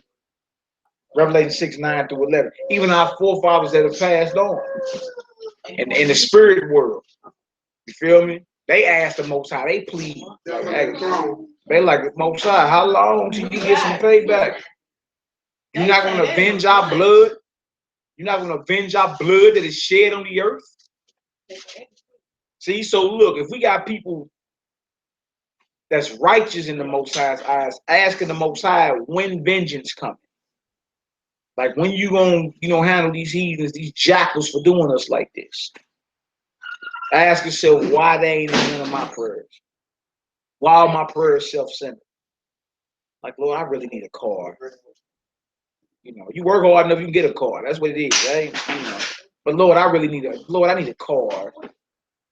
And Lord, I need a new job. And, you know, you ain't really content with what you got. You did. You like, well, you know, I see them driving a Benz. I want a Benz. You know, like think about your prayers. Your prayers really about the kingdom of the Most High and the redemption of your people, or are they more self-centered? Hold on. Oh, On the first that now last week when he said, go on. You know what I'm saying? Drink that wine and be merry. And it's not happy back and forth. We're supposed to live. We're supposed to and be happy. So it's nothing wrong with it. No, it ain't. It ain't.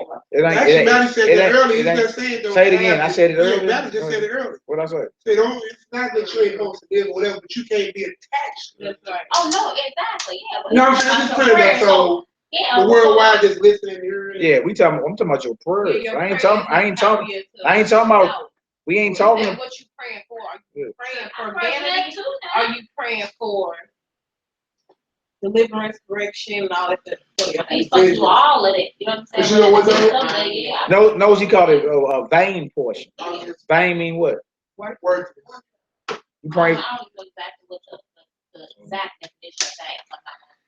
All right, when you look at it, I'll tell you real quick. It means worthless. So when you get into it, he tell you enjoy yourself. You know, live joyfully with the life, because there's none of that in the grave where you go. Right? But he ain't saying nothing about praying for it. What are you praying for? You don't pray for. You see what I'm saying? Like you can have all that. That's right. You don't pray for vanity. Remember, we just read Ecclesiastes. And Solomon, richest man, he had more wives than any man on record. All the riches and wealth and the wisdom of the Most High came out of the bloodline name of everything. But he said, let's hear the conclusion of the whole matter. First God is speaking. But this is the whole deal. Okay, so hold on now. That's Ecclesiastes 12 to 13. Okay, no, I ain't talking about that, but so prayers, we're just showing the script that you know what I'm saying, we're only supposed to pray for certain things and we're not supposed to pray for things of vanity. You praying for worthlessness?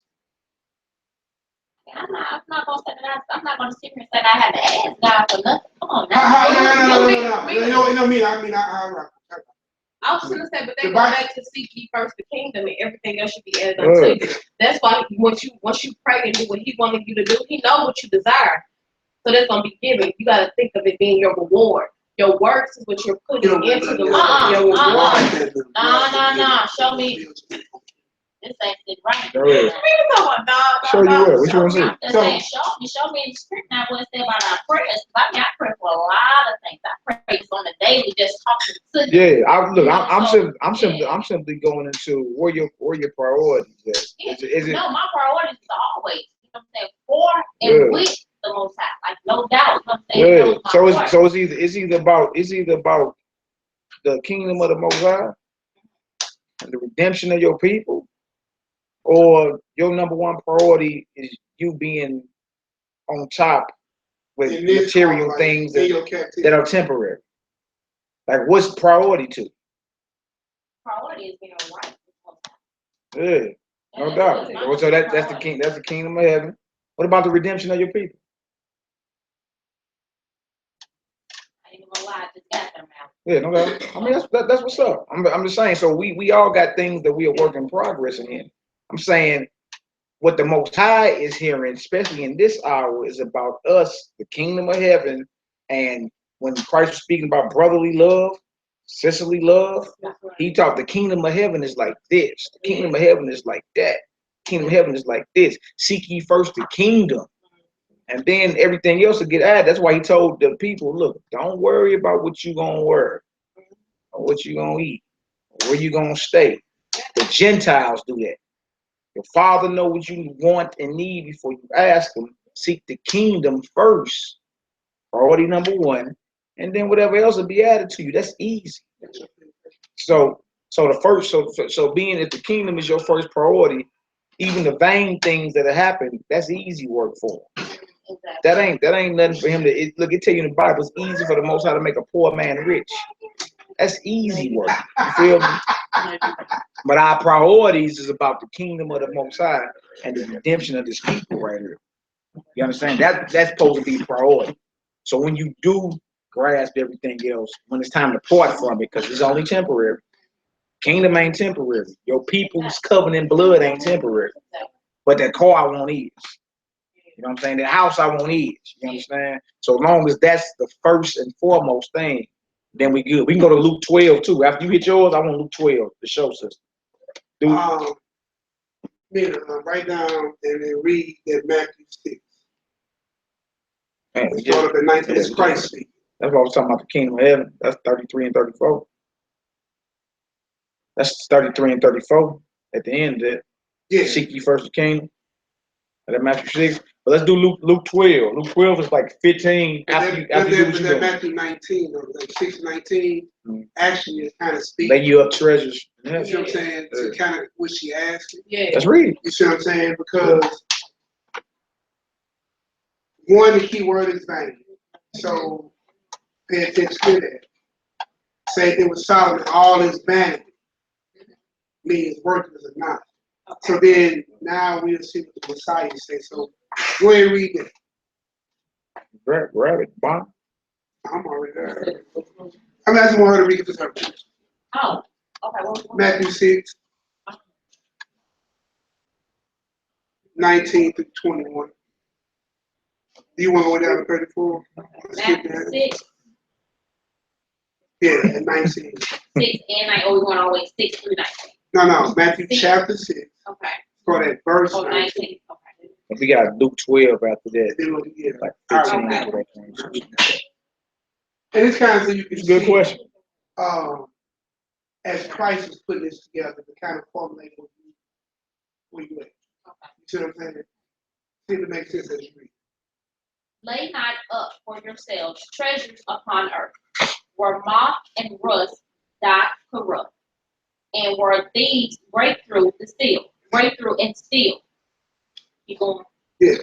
But lay up for yourselves treasures in heaven, where Right. neither moth nor rust doth corrupt, and where thieves do not break through nor steal. Very important.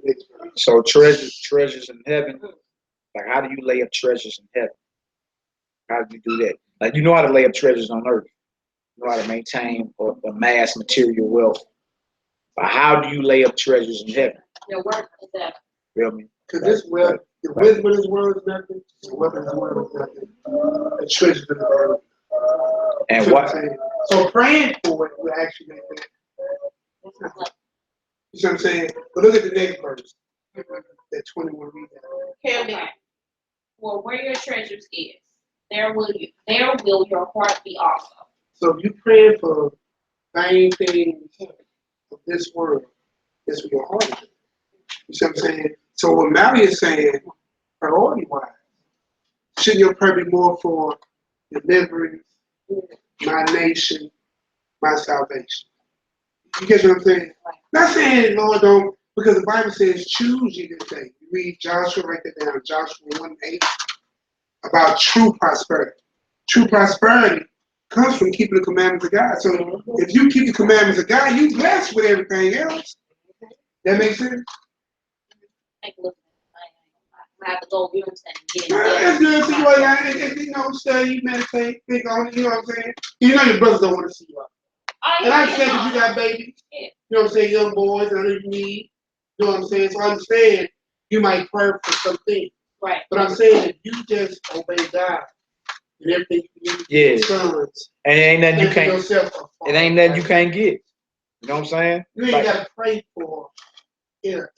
you can look, if you focus and concentrate on something long enough, it'll manifest. Yeah. Right in front of you. You understand what I'm saying? Like even the heat, they doing that now in the New Age movement. It's called the spirit of magnetism. But the Messiah, but the Messiah, but the Messiah was talking about that. That's what he was saying. Like once you have me first in your priorities, everything else is nothing. It'll manifest right in front of you. You know what I'm saying? So you can concentrate on whatever. I was looking at the heathen Conor McGregor, the MMA fighter, the other day. He was like, look, before I became world champion, I envisioned myself as world champion. I envisioned myself in Hollywood driving in my Maserati when I was in Ireland on the back hills hustling goats. And I envisioned, like, so think about that. He don't even worship the Most High. You see what I'm saying? It ain't nothing that you can't have in righteousness. You can have whatever you need, but I just was saying, like, look, our priorities need to be what's eternal, not what's temporary. Because the reason he said don't lay up your treasures like that, because anybody can steal from you. The moth gonna corrupt it. If don't nobody come in here and clean this shop, dust. The walls gonna fall through, everything gonna be dusty because this is temporary. And that's just all what it is. Fools that divide your wealth. Yeah. Knows he say where your heart is. Wherever your treasure, that's where your heart is. You know, heart in the Bible actually means your mind. It means your mind. So whenever you see heart, it ain't talking about this right here. Remember, the Messiah said, out of the heart proceedeth evil thoughts. That's from her. Murder, fornication, thefts. All that proceeds from your heart. It's la'ab in Hebrew, which means your mind. You know what I'm saying? So when he say wherever your treasure is, that's where your heart. So wherever is your most valued possession is what you think about the most. Think about the drug dealer. His cars, his women, his houses. That's what's always on his mind. The Lord ain't on his mind. Get to this money. See what I'm saying? So if the kingdom of heaven is your treasure, whatever, that's what's constantly on your mind. Trip off this. You speak about what you think about. You feel me? That's how you know who really down, because they constantly speaking about the kingdom, because the kingdom gonna manifest. It's coming. You know what I'm saying? So wherever your treasure is, wherever your most prized possession is, that's what you dwell on here for the most part. So what do we need to do to get to the kingdom? These are things you'll be speaking about. You see what I'm saying? So that's all it is. Priority need to be what's eternal and not temporal. You can have temporal, that's easy. You dwell on anything long enough and make the proper move, you can have whatever you need to have. And that'll be good to pass to you. your sons and all that on this level. Look, this is I did this. This is what need to be done. Make these moves like that. That's just temporary. You can make all them moves and still miss the kingdom. Still missing. That's all. With all the monetary gain. Yeah, I ain't never promoting being no bum or no, I strive to get all type of stuff cracking. You be up, you be down. It's temporary though. You feel me? So even when you without it, never feel insignificant. You know what I'm saying? Look at your stuff. You got boys at this age that would never sit this long to hear the word of God. You hear me? I've been around over 40 years. At 50, I ain't never. yeah. Buddy, like you always talking about this all this time. How old are you? I'm up there with, all I'm saying is, this is the greatest treasure. They'll want to read, they'll listen, they'll interact, they'll talk. Yeah, you know what I'm saying? And at this age, most men ain't hearing it. You see what I'm saying? You are giving them the greatest treasure right now. It's the word of God. They might not get chopped in verse and call it out, but it'll play in their heads. I'll remember that. Oh yeah, that's how they're supposed to be. And that way you give them the greatest treasure of them all. That once you're gone, they're good. You see what I'm saying? So you're doing great. You're making them rich right now. They sit in here, hear something about the women talk, the men talk, Bible talk, war Keys talk. of eternity, baby. Like we having straight serious conversation, and they heard it. We ain't shutting nothing from them. And if they have any questions, these are, you know what I'm saying, these are family, these are future. So we need to be able to entertain their questions. Keys to so eternity. you giving them the greatest gift right now. And then they gonna shut it out. Right. Now go ahead, finish that, and then I know y'all might have a question. Let us finish that was this. it. That was it for going to Luke 12. That was it for that? Okay. Luke 12 real quick. I think it's like 15 through 22. That's another good one. So again, I got it. you got it? You understand like while y'all talking. Yeah. It clicked in. I'll pray. I'll pray. Now hit that Luke 12 though, because it kind of put the worldwide audience. Yeah, it kind of put the cap on it. Yeah, you got y'all got a question? All right, hold on 1 second. Let me get up. Now hold the question coming right to you, Rob. Luke 12. Luke 12 work. Hey, little top heavy joke. Luke 12, 15. 15 to like 22, I believe it is. And he said unto them, take heed and be aware of Covetousness. Yeah. For a man's life consisted not in the abundance of things which he possessed. Pause, reflect, and meditate. Stop. That's the meditate. Say loud. You said Most High just gave you that. You said Most High just gave you that. Yeah, it was already, like, you know what I'm saying? Like, already what we had been on. You know what I'm saying? Like, yeah. Okay. But no, just pause, reflect, meditate. You know what I'm saying? Like you just were saying, like, our life don't consist of the abundance of our material possessions. Our life more than that. You know what I'm saying? Like you heard the phrase poor righteous teachers. I heard that before, poor righteous teachers. You did. That's kind of cold. Like the Messiah himself, man, like was a poor righteous teacher. Poor righteous teacher. Even though, look, deserved to be in the palace, the flyest palace, lilies thrown at his feet. You feel me? Pampered in the flyest garments. Gold toilets, gold slippers, platinum toilet paper. Yeah. So let me ask y'all this question real quick. I don't know if I asked this before, but now, what is the significance of the feet washing? Feet washing? Humility. Abraham did the same thing. Whenever the stranger showed up to his house, he would wash their feet, feed them. It's called hospitality, right? And look, it's something that we take for granted nowadays. Like when somebody comes to your crib or whatever, it's supposed to be service going on. Like, you know what I'm saying? Food, water, washing the feet. We did that for the stranger that came in. Yeah, you know what I'm saying? It's what y'all do here? It's something that's hospitable that we take for granted to this very day. You really don't get into that much today. Right. Folks don't really like. You look at hospitality like it's something soft, but it's major in the eyes of the Most High. Like when somebody come across your household or your abode or whatever, it's just like you coming into the kingdom of heaven. You know what I'm saying? You're gonna be service. You feel the love of God. You know what I'm saying? They should feel the love of God. You know what I'm saying? You're gonna be fed. A drink gonna be provided for you. You know what I'm saying? Feet washed. So it's something that got to do with hospitality that's major in the eyes of the Most High. Right down So Genesis there's no 18. difference between the men and the women doing it. Nah, it ain't. And look, y'all practice it every week, actually. Y'all welcome a whole lot of people in here. Spiritually, yeah. On the floor, and y'all provide food and everything, like, won't even take it every time. You know what I'm saying? When y'all deserve it, but, you know, you lights are burning, bills are curing, you know. Y'all offer food and drink and fellowship. That's how we host. You know what I'm saying? You feed physically and then you feed spiritually. Spiritually. That's how it hosts. We do it every week. And look how strong we are. Amen. Everything is good. We all about building each other and family. You know. I go to war for y'all. Blessings, no doubt. That's not nobody trip. Let's finish that Luke 12 though. Read that down to 22, and then we get back to the second Ezra. Talking about these wars and rumors of wars and little taste. You know what I'm saying? Y'all little jokers living in biblical times, man. You know what I'm saying? Y'all living in some biblical times. Nothing to be afraid of. All right? Y'all to protect y'all mama and all that. Like, be real with it. All right?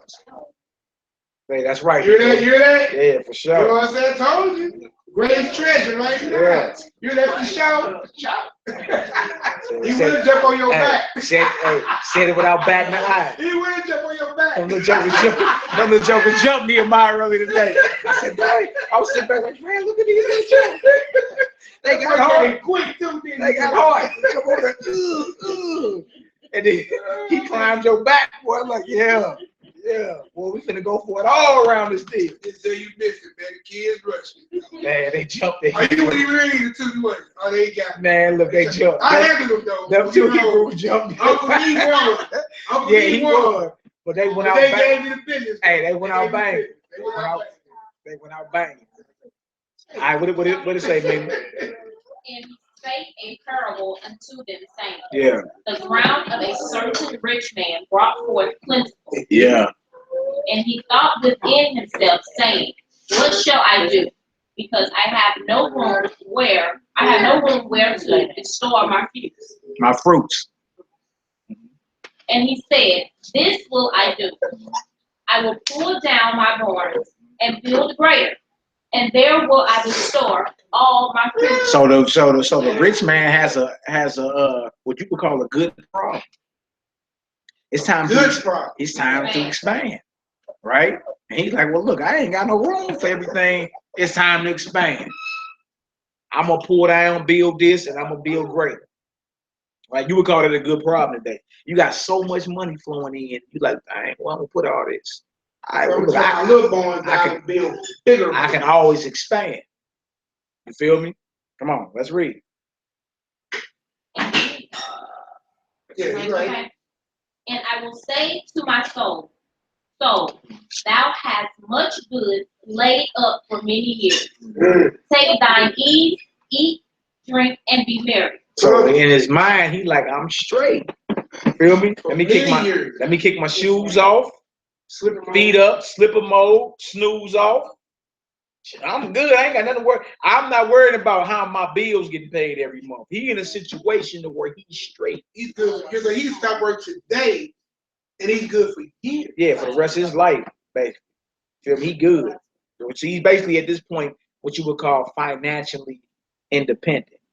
He ain't got to go hire himself out as a slave. He ain't got to do none of that. He's straight.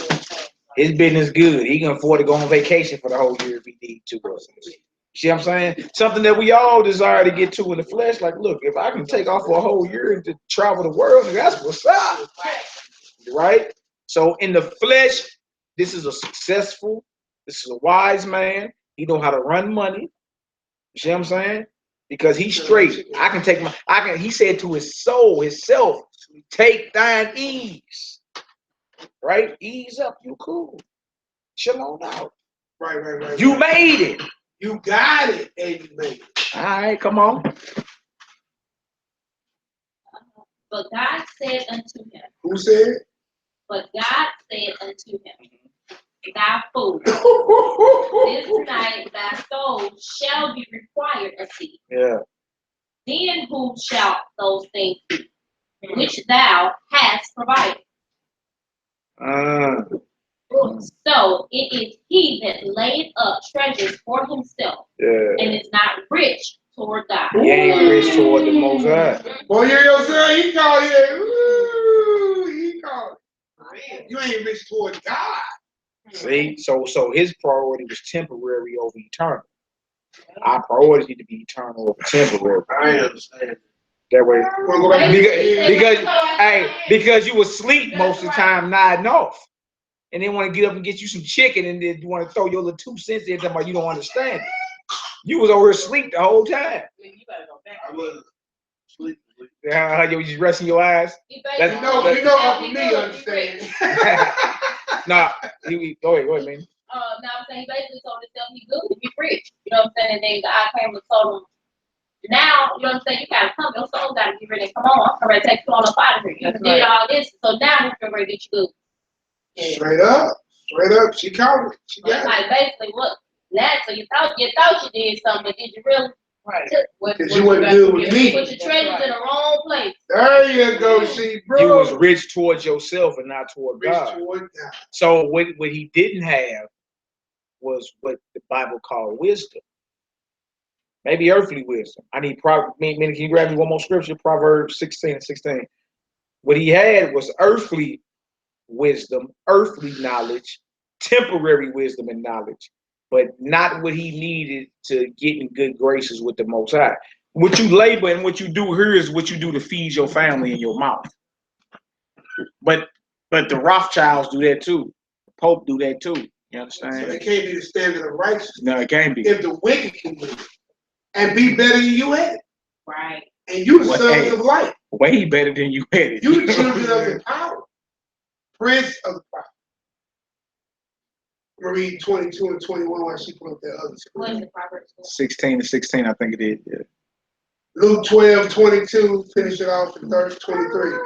And he said unto his disciples, therefore I said to you, take no thought for your life, what ye shall eat, neither for the body, what ye shall put on.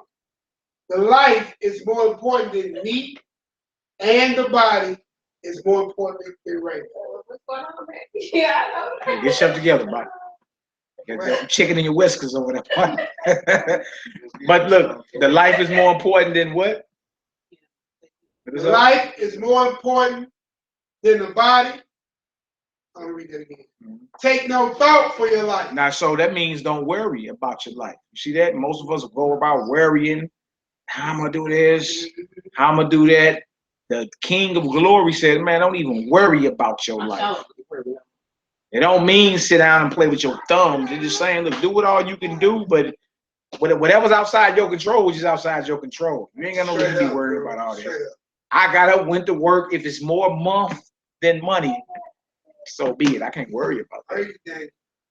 More month than money. I got that from Daniel Solomon. I love that. Yeah, because that's true. It is. You know what I'm saying? Like, it's more month than the money I got, so I'm gonna be short somewhere, right? All of us are robbed Peter to pay Paul. Right. It ain't neither one of them satisfied. Yeah. Right. So I didn't got up and made my moves I need to make to feed the family and pay the bills or whatever. But if I'm still short, why would I worry about that? You know what I'm saying? I'm getting to the point to where I'm, contemplating all type of ungodly stuff just to pay a bill. You be ready to do something ungodly to pay a bill. Yeah, that's true. Because you come for a second and then you be like, okay, let's do correct. Lord, and you not even do that. Yeah. And for people who can't see, Boo young, but she real life experience. Yeah, but I'm saying temptation. Temptation there. You know how you done played. You done played. How you done played before, you know what I'm saying?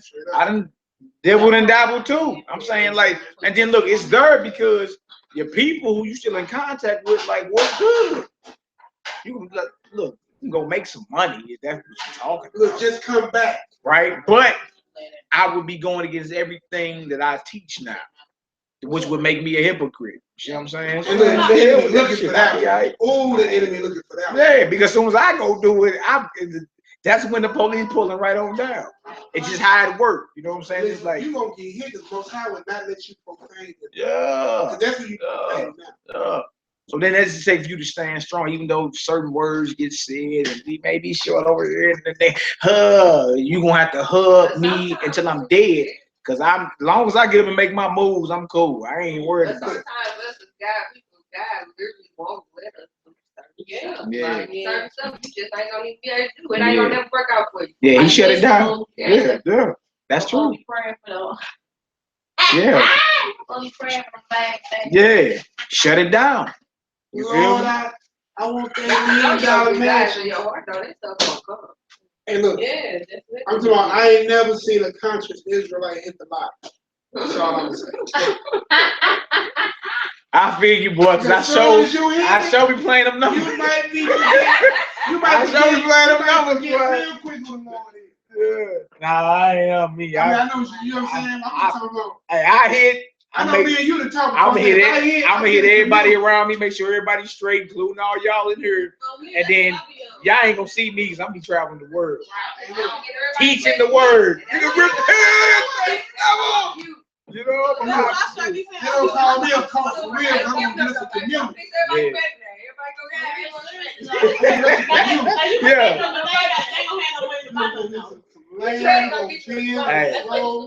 I'm gonna do what it is, and that's why in the devil's kingdom I'm more than likely ain't gonna hit. Because I don't love the world enough to get on no floor with Mayweather type or buy 100 cars and mansions everywhere, man. I'm gonna make sure all us good. And I hit, and we all you ain't gotta worry about that. And then I'm gonna be all over the globe, establish some. I'm gonna go buy some land, you know, the hundreds of acres somewhere. Let's get some stuff built on that deal.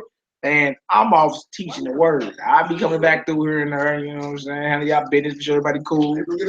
Children cool. I'm about to go teach that word. You know what I'm saying? On the ship and travel. Yeah, I'm about to be on my Paul. I'm about to I'm traveling this deal. All right, so look, we got that, right? So is he that you got the Proverbs 16 for me? Because how do you stack up treasures in heaven? That's the whole point. Because you can stack treasures on earth, right? Thief and break in, moth and corrupt. The Most High called dude a fool, didn't he? The dude said, look, I'm good, I'm straight, I got it, I made it, I'm rich. He said, thou fool, your soul is required this night. And who gonna do what you supposed to have did with what you had? Same as he that's what? Rich towards himself and not rich towards God. Well, how do you get rich towards God? By keeping the commands and all that, but what come with that? Proverbs 16. How much better is it to get wisdom than gold? Yeah. And to get understanding rather than to be chosen, rather to be chosen than silver. The highway of the upright is to depart from evil. He that keepeth it his way preserveth his soul. He preserves his soul. So it's better to get wisdom than gold and silver. And then the highway of the upright is what? Depart from evil. Feel me? And if you depart from evil, that means you're making wise decisions. And then you're making a decision like, look, let me make a righteous decision and not a wicked decision. You're discerning between what's right and wrong if you depart from evil. So what's dwelling with you? Wisdom. It's better to get wisdom than to get gold. But you can't show up to the Lord and say, I got 100 shekels of gold. Let me in. Lord, I'm LeBron James. Lord, I'm Michael Jordan. I used to jump from the free throw line with my tongue out and dunk. Lord, I'm Dr. Dre. I'm a billionaire now. I got Dre Beats. It don't matter. You feel me? So the thing is to get wisdom, and you get wisdom by being obedient to the Most High. That's what it comes down to. So you better off being obedient to the Most High, getting wisdom. Those are your spiritual treasures that you need to cash into the kingdom of heaven. That's what you need. You get that by being obedient to the Most High. All right. So look, let's finish up the second Ezra, bro. Let's get on back to what we was. We talking about wars and rumors of wars. And just mindset we ought to be in. Then look, Mina, especially in this hour we in, because we on the brink of World War III. You see what I'm saying? We on the brink of this thing about to blow. So our minds need to be more focused on wisdom. You feel me? Getting spiritual jewels so we can be found worthy. Because once a nuclear bomb go off, all bets is off. It ain't finna matter that day what you driving, how you look, who you're lusting after, what are your goals in life? Ain't none of these. If a nuclear bomb go off, you can cancel all your dreams about going to the NFL, the NBA, getting signed to getting a record deal. You can cancel all that. You can. If a nuclear bomb go off, that life as you know it is over. You feel me? And even if you survive a nuclear blast or whatever, society as you know it. Look at the Book of Eli. Yeah. When y'all leave here, y'all little jokers, y'all go look at the Book of Eli, the movie with Denzel Washington. Look, a nuclear bomb had went off 30 years earlier, and America was still destroyed. They would look if you had you some hand sanitizer wipes from Kentucky Fried Chicken, you could have got you a date, because you had some wipes. One packet of sanitizer wipes would have got you a date with a woman in the post-nuclear fallout world. And look, he had told old girl, he said, look, I come from a world to where we took everything for granted. That's exactly what he said. We was wasting everything. Food we had, everybody throw away. You know what I'm saying? We was consumers. We wasn't producers. We wasn't producing nothing. We didn't care. We just figured that we was supposed to be provided for, period.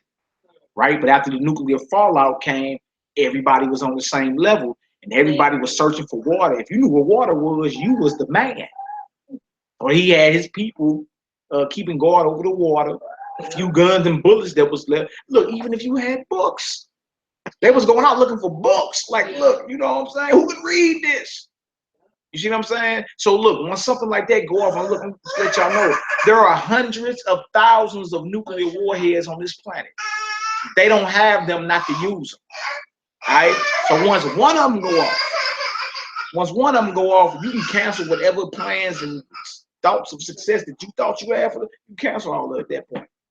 Because wherever the wind take that radiation, the crops, the water, and even the people gonna be affected by it.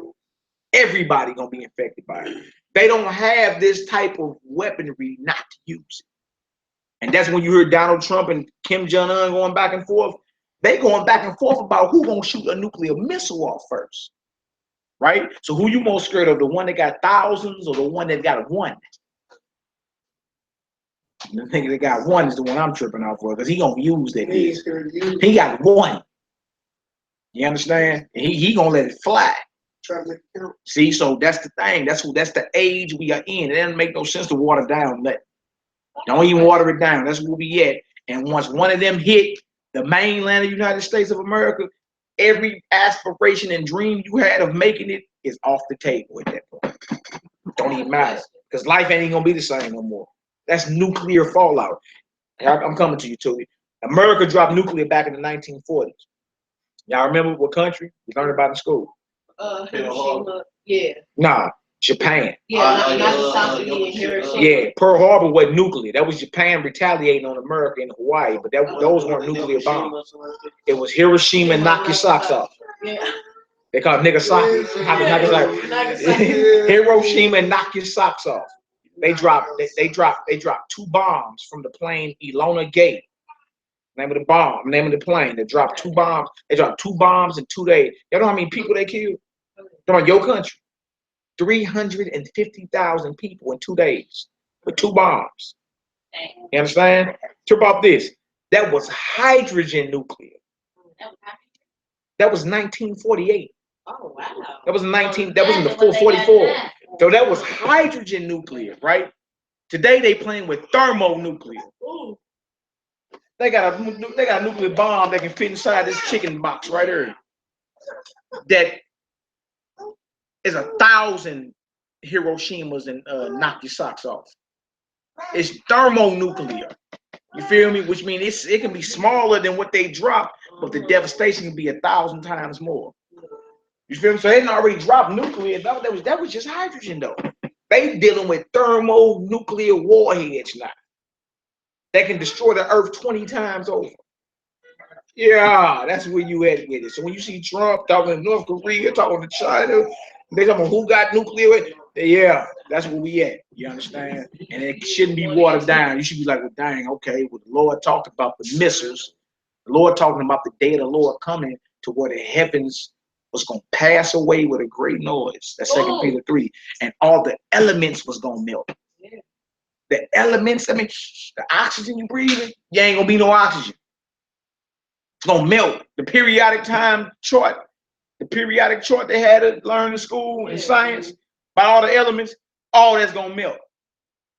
That's 2 Peter 3. That's talking about the day of the Lord. The heavens is going to be on fire and they're going to pass away with a great noise and the elements are going to melt. The closest thing you can think or come close to that is nuclear radiation, nuclear fallout, a nuclear holocaust. And that's where we at. Feel me? And we talking about thermo, not hydrogen. So we talking about 1,000 times worse than what happened in Japan back in the 1940s. Or something smaller than what they dropped. Wow. You had a question, don't you? Yes. Oh, okay. No. There you go. So when he was saying that he would redeem his people, some of his people, his people, and they'll have his name, what is it, his symbol or something right up on their forehead. What is that? What part will we be in there? Will we still be in physical? Or are we then in our spiritual sense? No, the spiritual body. Says, look, okay. Like as he destroying what he destroying, he's redeeming his elect at the same time. Okay. Right? So those that remain that's alive, everybody is not going to taste the physical death. Yeah.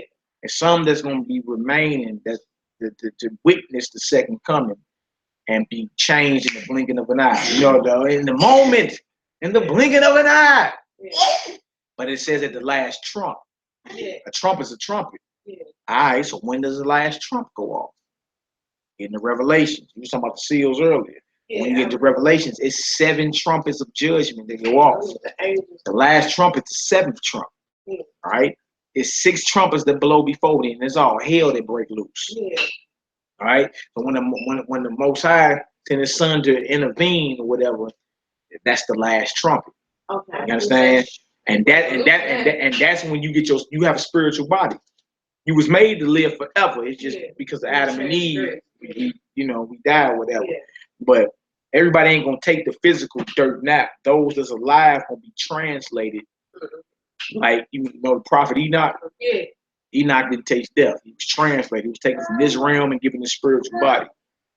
Same with us if we alive to see the second coming. So that's gonna be after the tribulation, though, right? Yeah. And if it's any type of nuclear fallout. Yeah. Because when we think about it, a day to the Lord, like you said in this study, is 1,000 years. It is. So when we thinking about the day of the Lord, it ain't gonna be just one day. It's over that period of 1,000 years. So that's why we really gotta prep our kids to be strengthened to take that on, because that's gonna be their generation, they life. Yeah, because they attacking them. You know what I'm saying? So that's why we go so hard now to give it to them. That way they be like, oh, okay, we should set up Bible study and go over this. Yeah. And they can strengthen theirs. You know what I'm saying? All right, where we at? Need you in second Ezra? I need one of y'all, Denzel, you got your script on you? Got a script on your phone? Do me a favor. We're at 2 Peter 3. We hit this 2 Ezra 16 on the back end. 2 Peter 3 is where it's at. All right, 2 Peter 3. What is that? I think it's like 8 through 14, something like that. Something like that. Now trip off this right here, because this is where we at. Like whenever you see anything about missiles getting fired off, and that's all biblical talk we talking. You know what I'm saying?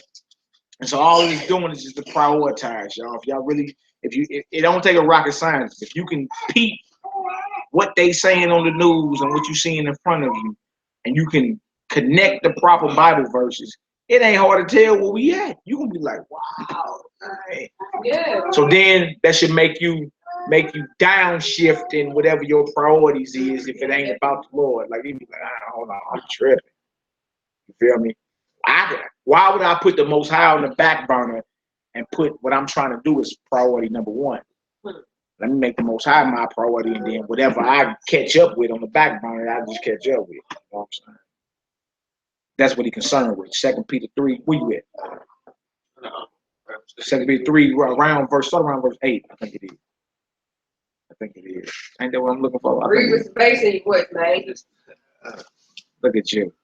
But forget not this one thing. No, see what I'm saying? Forget not this one thing. Oh, yours, his, Give me yours. KJV. Yeah, yours translated. Stop. it say ASB. Do the KJV. That's what we are reading out of. Second 2 Peter 3 and 8. We're gonna read through 14. Let Mina get there too. Mina, you looking it up? Oh, yeah, go ahead. I got it on my phone. Okay. All right. Here's how many of them left. I ain't got one of them there. Ain't none left enough. It's a wrap. Ah, man. Yeah, say that for Hebrew. I put it right there. Right there. That's why I got Nathan to get the tree. Go ahead. But beloved, be not ignorant of this one thing. Yeah. That one day is with the Lord as 1,000 years, and 1,000 years is one day. So with the Most High, when he told Adam, know this day you're going to die, some people say, well, the Lord lied to him. He lived 930 years. He didn't live a day in the sight of the Lord. God's day is 1,000 years. Feel me? Adam lived 930 years.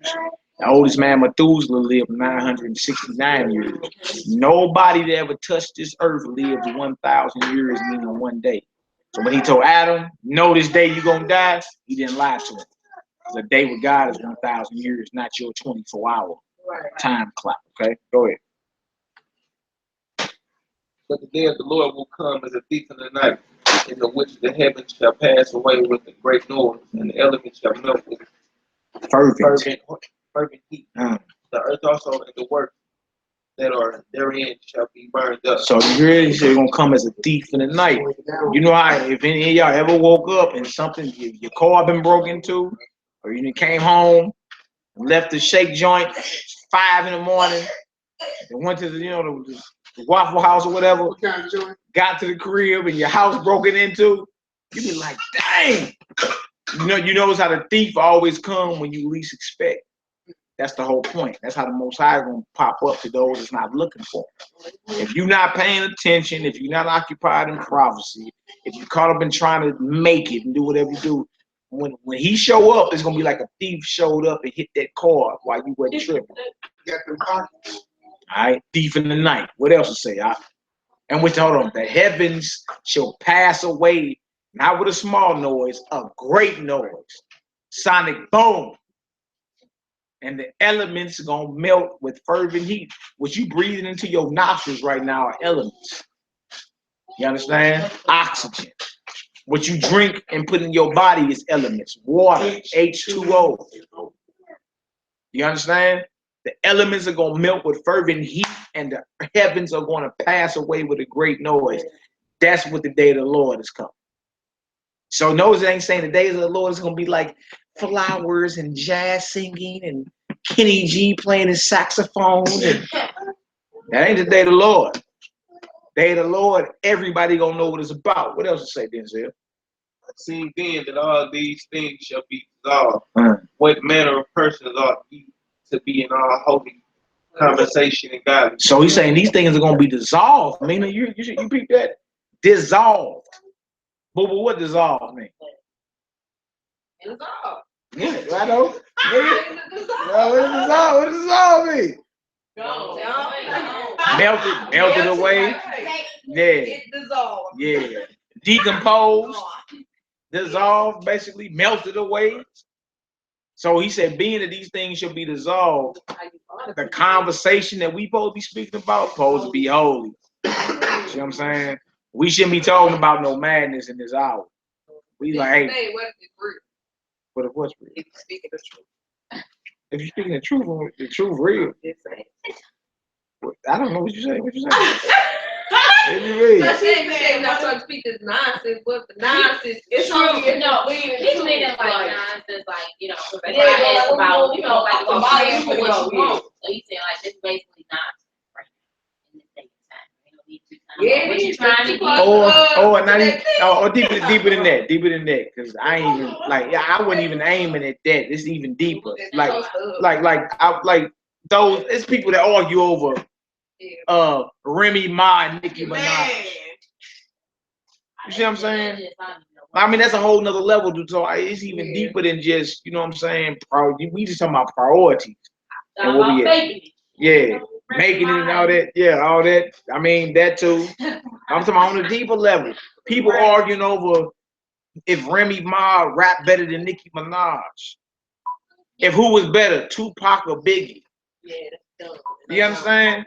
Like the Migos, the mumble rappers, or Bone trying to come back out and make they little money. Like, what you niggas talking about? All these things finna be dissolved. So what we rapping about? How we ain't rapping about no commandments. We ain't rapping about the kingdom to come. We ain't talking about giving it to the shorty so they can continue if they come kill us tonight. We ain't talking about none of that. We just know we gonna be living them all. We know everything good. We ain't talking about that. So we worry about tomorrow. Exactly. All right, what else you say, Denzel? Looking for and hastening unto the coming of the day of God. Hold on, did it say looking for and hasting? Meaning what it mean to haste? Hurry up. That means, look, so those that's looking for the kingdom of God to come, that's what's on their mind, and that's what they hasten in. They hasten it in by constantly speaking about it, constantly prophesying, constantly. This is what they do. You see what I'm saying? Like he said, it says looking for and hasten to the coming of the Lord. Hasten is coming. How you do that? Constantly speak about the kingdom, no matter who it offends. Constantly be speaking about these commandments. Constantly do this work right here. Come on, Hebrew. What else to say? Wherein the heavens being on fire shall be dissolved, and the elements shall melt with fervent heat. Nevertheless, we, according to his promise, look for new heavens and the new earth, wherein dwelleth righteousness. So even though the destruction coming, we looking for the new heaven and the new earth, wherein dwelleth righteousness. You see? So that's what's coming right there, and that's a beautiful thing for real. But for us to be living in the time preceding that, all praises. So I'm talking about me as y'all brother. When I be seeing certain, like when Trump dropped the Moab bomb, man, I went and got me some drink. Then I told it up like, hey, all praises.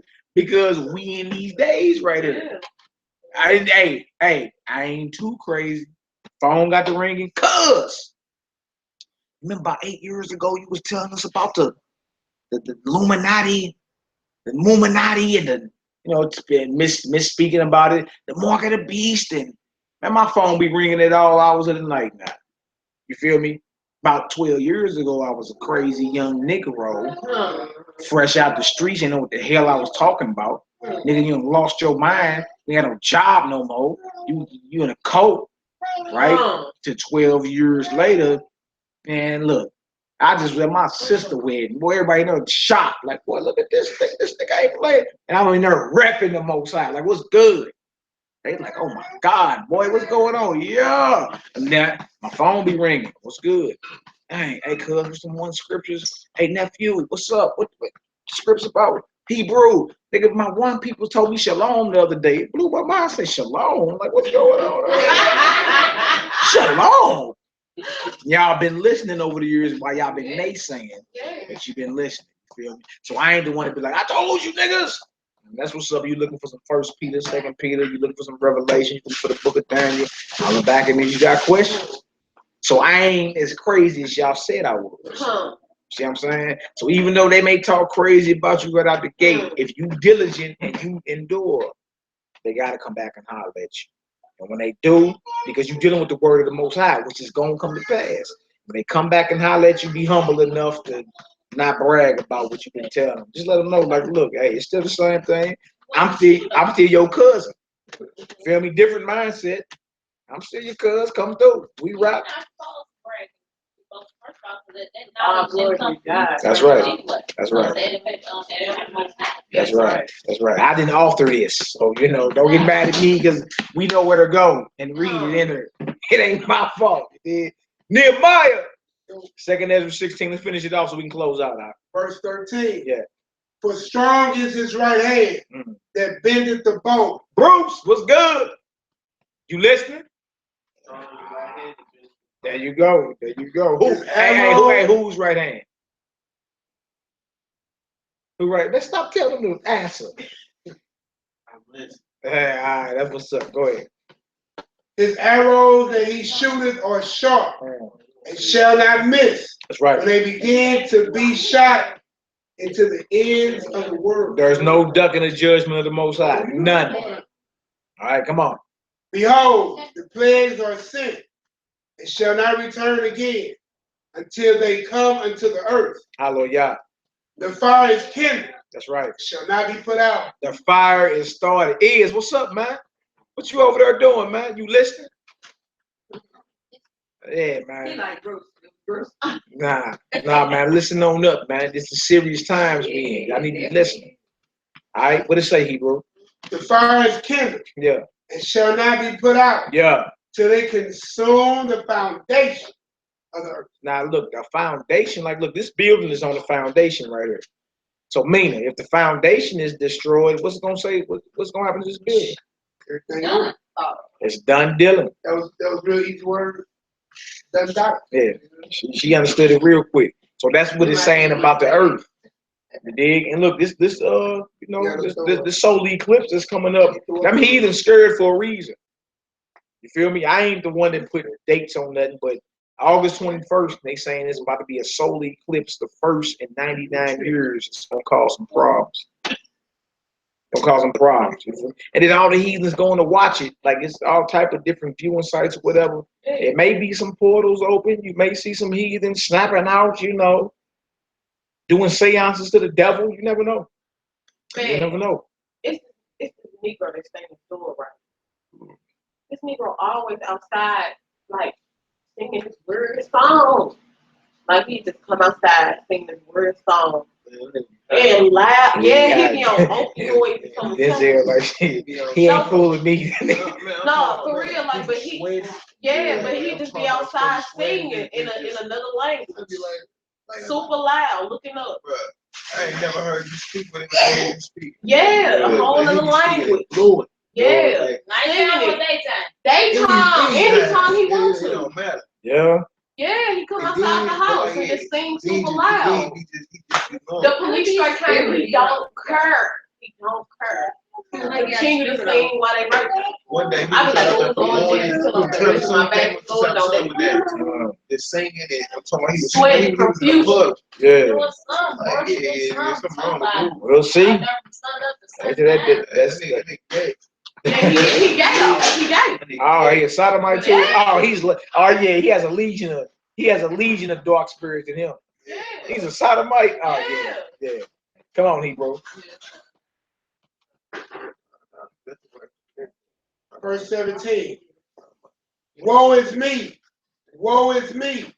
who will deliver me in those days. The beginning of sorrow and great mourning, the beginning of famine and great death. Hold on, famine, great death. You feel me? So if it's famine, that means it ain't as much food as you used to. You ain't gonna be able to go up the street to Lee's and get your chicken. See that? There gonna be your refrigerator, stomach gonna be touching your back. It is what it is. Put that box in the slab right there. All right, go ahead. What else you say, Bond? The beginning of wars, and the power shall stand in fear. The beginning of evil. What shall I do when those evils shall come? This is what Ezra asking the Most High, like, what am I gonna do when all this kick off? Because he's seeing all these visions of these missiles firing off and the plagues hitting. He's like, what's gonna happen to me in them days? Go ahead, Hebrew. Behold, famine and plague, tribulation and anguish, are sent as scourges for amendment. Now, who knows what amendment is? He said all these things are sent as scourges for amendment. What does it mean to amend something? To fix. To fix. See that? So the Most High sending the plagues so you, the wise, can see what's going on and say, let me fix my life. See what I'm saying? Let me get myself right. The wicked, you know what the wicked gonna do when they see all this stuff happen? Man, whatever. I don't mean nothing. They ain't gonna say that. Look, that is gonna be that until it hit they door. But for the most part, when you see, for instance, there's a heat wave called Lucifer. sweeping the European continent right now. First thing, red flag should go off in your mind. Why are they calling it Lucifer? Second thought should go off in your mind. Why is it 130 degrees in the shade? Third thought should go off in your mind. Why are they scared to cut the water on the Vatican City? The mother church? What the hell's really going on here? You see what I'm saying? So again, these plagues are being sent. It's happening right in front of our face. You see what I'm saying? But we not even analyzing none of it. We just like, yeah, whatever. Change the channel. I missed my episode of Power. Change the channel. You see what I'm saying? And that's the wrong spirit to be in. The Most High send all this stuff, Hebrew, he sends it for amendment. So the wise can be like, look, I need to fix, or I need to amend, or I need to repent for my iniquity. You understand? That's what that's about. Turn from your evil ways and do what's right. Because once he enters into judgment and you get hit with one of them plagues, man, oh, man, that too bad. Look, it don't matter how many people pray for you. When the Most High cash your chips in, your chips have been cashed in. Game over. All right, what else to say, Nee? Verse 20. But for all these things, they shall not turn from their wicked. You sure that? He said for all these things, they ain't even gonna turn. We gonna see the plagues and not even turn. Like Pharaoh. Just like who? Pharaoh. Pharaoh did the same thing. He saw the plagues. He saw the water turn to blood. You ain't got no water, you ain't got no life. He saw the locusts eating the crops. He even saw his firstborn get hit. Heart still hard. Still like, hey, whatever. So that's the wrong spirit to be in, y'all. We need to be in the spirit of getting right when we see all these things. You know what I'm saying? What else to say? Behold, Israel shall be so good, cheap upon earth. I get it. Go ahead. Go ahead, bro.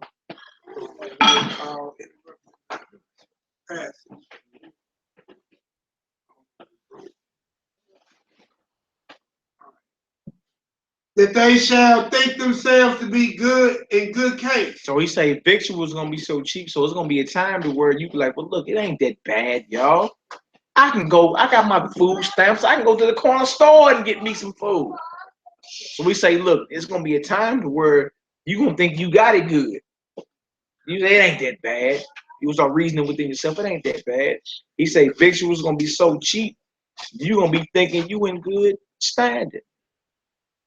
But that ain't the case. That's another test of the Most High. Just because you can go to the store and use your EBT and go buy you a single cigarette, don't mean that. You know what I'm saying? Like most of people think that. Like I can go get me a single blunt, single square. You know what I'm saying? Eat better than night card. You feel me? What's up with you, little Joe? You want to say shalom? Huh? You want to say shalom? You know, screen black with the camera. Come on, Hebrew. Say shalom, dude. I told y'all we raised the youth up around here, man. Throw the foe up. Say shalom. Go ahead. Shalom. Yeah, throw the foe up like that. Throw the foe up. Shalom is one of our young gunners, man. We raised the youth up around here. For all you naysayers. Hey, I got a whole army. Full of soldiers. You want to get on the camera, man? That light me in the camera on. You all good. Say shalom. Throw the foe up, man. Throw the foe. Shalom. We raising the youth up around this deal. What up, Bruce? You want to get on camera, man? Bruce say, no, I'm good. Buddy, you good? All right. What I said. Actually, what he say? Victual was gonna be so cheap. What's up? They shall think themselves to be in good case. They think they're gonna be in good case because they got their EBT cards. All right, go ahead. And even grow upon earth sword, famine, and great confusion. Sword, who? Famine and great confusion. So even though you may think you in good case, you know, we do as a people, meaning right now, but we ain't really going through it. We think we in good case. But sword, famine, and great confusion is growing on the earth. Yeah. Each his own, man. He tells my own things. I No, I'm talking about us. I'm just being interacting with you. You know what I'm saying? Yeah, we going through it. Yeah, we going through it. But the thing is this: a lot of our people ain't looking. Put it this way: a lot of people don't think what's happening internationally affects us locally. That's all I'm saying. You feel me? It's like, look, man, look, it's sword, great famine, and tribulation in the earth right now. But it's directly, look, it got something direct to do with us. Because this got to come down before we, as the sons and daughters of light, get our kingdom. You see what I'm saying? So when you see it worldwide happening, deeper than just what happened in St. Louis, when it's happening worldwide, we should even be more focused. You know what I'm saying? Because Israel's and all the nations scattered to the four corners. So we should be more and more focused when we see national stuff like heat wave Lucifer. You know what I'm saying? Tsunami hit so-and-so. Earthquake hit so-and-so 7.6. All right, what else to say? All right, we're at 22. Mm-hmm.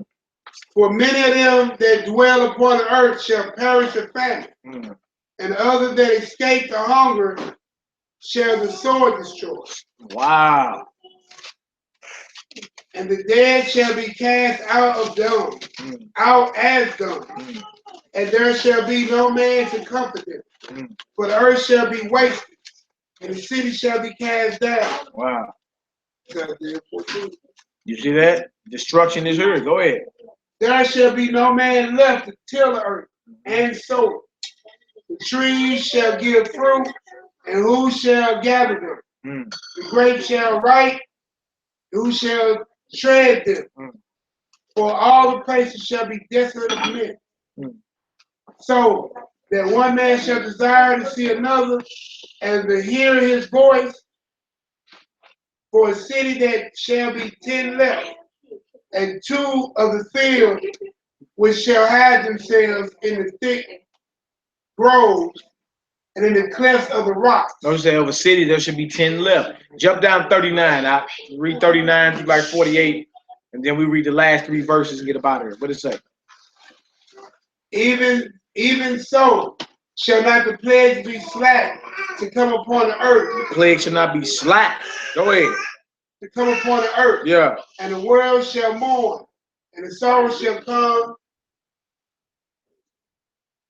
And the sorrow shall come in those evils, but even as pilgrims upon the earth. He that selleth, let him. Nah, you done ran over words. Just you read that 39 to 40 again. Skipping words and all that. 39. Even so shall not the plagues be slack to come upon the earth, and the world shall mourn, and sorrows shall come upon it on every side. Yeah. Oh, my people. Oh, who people? Oh, my people. The Lord speaking to his people, my people, right? Go ahead. Hear my word. Yeah. Make you ready to the battle. Make you ready to who? The battle. The battle. This is a spiritual war that we in, y'all. And spiritual wars manifest in the flesh. Believe it or not, we're going to have to stand up and totally depend on our gods. Most I say, look, my people, if you mind, get ready for war. Because it's coming. All right? What else to say? And in those evils, be even as pilgrims upon the earth. What does a pilgrim do? Man, I ain't talking about Thanksgiving. Oh, I know. I'm not talking about Thanksgiving. Yeah. Travel, journey. Move around. Move around. So you should know what it's basically saying? Don't be comfortable. You know what I'm saying? The Messiah was always moving around like a pilgrim. Paul and them was always moving around. You understand? Like, if you looked at their life today, you'd have called them hobo. You'd have called them hobo. Because he ain't have no, like what mailing the where would you would have mailed the Messiah a letter in his day? Where was his house? You know what I'm saying? Yeah, it's like so it's just saying, like, because we in them hours and them days, our mindset need to be not being settled, residing, and comfortable, but to be moving around constantly. You know what I'm saying? Look up tomorrow, I may be in Cali teaching. Down in Louisiana, on the East Coast, whatever. You Mess around, be in Jerusalem tomorrow. You never know. Had the Most High movie. Like, hey, get up out of here. I'm out of here. Right? Be as pilgrims in the earth when you see all this stuff happen. Right? Go ahead, Hebrew. He that selleth, let him be as he that fleeth away. Hold on. He that selleth be as him that who? Fleeth away. Now trip off that. If you got merchandise and you sell it, right? Your mindset ain't like I'm selling what I'm selling to get up out of here. If you selling something, you usually selling it to be more prosperous so you can sit on back, pay you some bills, you know, get ahead. But he's saying if you selling something in them days, be like you getting up out of here. I'm selling what I'm selling to get the hell up out of here. All right, I gotta move out the way real quick. What else to say? And he that buyeth as one, and he that buyeth as one that will lose. He that buyeth is one that will what? Lose. Now trip off that. You what mindset is that? If you buy something and the next day believing you ain't gonna have it. You see what mindset you in? You like, look, whatever I got, whatever I'm doing is temporary. He just said, look, him that sell, be as if he gonna flee away. Him that buy something, you buying it like, look, I'll lose it tomorrow. So again, you can have something, right? But you keep the mindset he telling us to be in. When this thing hit, if you buy something, like say you bought something like whatever, in your mind, I can lose it tomorrow. You sold something. You ain't selling it to be like, well, I'm straight. You selling it like, look, I'm gonna use the means to get up out of here because the FEMA camps could be right outside my door tomorrow. I'm gonna get me and my sons up out of here. We're gonna go on down to this uncharted land in Alabama that my people got. You see what I'm saying? So the mindset that the Most High want his elect in is that all the material stuff is temporary. Right? If you got it, you should be willing to sell it to get up out of here. If you buy something, you should be in the mindset that I can lose it tomorrow. Not that I'm gonna have it and maintain it for 30 years. What else to say, Neat? He that occupied merchandise, as he that had no profit by it. Now trip off that. If you got merchandise, you're a merchant, right? That means you in the business for profiting. You ain't in the business to break even, and you definitely ain't in business to lose. The Most High to say, if you got merchandise in them days, be as though you had no profit by it. Why? He gonna keep reading because he gonna break it off. What else to say? And he that had no profit by it, and he that buildeth, as he that shall not dwell therein. What about that? You building a house? The mindset, like I'm a builder, I'm cold with my hands, but hey, I might not dwell in the very house that I'm building. Why? Because he gonna tell you. Keep reading. He that soweth, as he should not reap. You planting seeds, but hey, I might not be here to harvest. Go ahead. So also he that planteth the vineyard, as he that shall not gather the grapes. Yeah. That they marry, as they that shall get no children. He said, those that marry in them days, be as though you ain't even gonna have children. You see what I'm saying? Like it's like everything every scenario he's given, he put you in the mindset of, look, these is the last days. Don't get comfortable and lose sight on the kingdom. Feel me? You people come together and marry so they can have children. He's saying, look, even if you get married in them days and get together, whatever, be as though you ain't even gonna have no children. Wow. Go ahead. And they that marry not, as the widow. As the who? Widow. Yeah, go ahead. And therefore they that labor in vain. He say those that marry not as the widowers. What is somebody that's a widow or a widower? They lost their spouse. You feel me? And they ain't even really in no rush to really hook back up. So if you marry not, meaning you single, it's saying be as a widow or a widower. You feel me? Don't be out here like with the date thing. I'm single, ready to mingle. He's saying if you're single, stay single. Right. You know what I'm saying? If you marry, be as though you ain't getting no children. And then he said, therefore, those that labor, you're working real hard, right? To achieve it, you labor in vain. That's the word vain again. It's worthless. Why? What did it say, bro? Read that again. He that soweth as he that does that should not reap. So also he that planted the vineyard as he that shall not gather the grape. They that marry as they that shall get no children. And they that marry not as the widow. And therefore they that labor in vain. For strangers shall reap their fruit. Wow. And spoil their goods. Overthrow their house and take their children captive. Wow. For in captivity and famine shall they get children. See, that's the whole new world order in a nutshell. Everything you know, you feel me, gonna be brought in subjection. You either finna have to bow your neck in subjection to the enemy, devil, or rebel and resist against what it is and be labeled a terrorist or a traitor. That's everything. That's in a nutshell. All right, what else to say?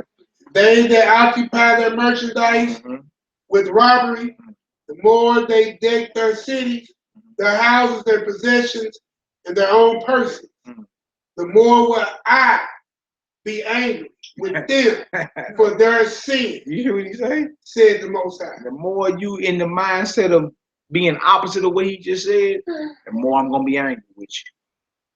Because you ought to be in the mind of what? This is temporary, it's time to go.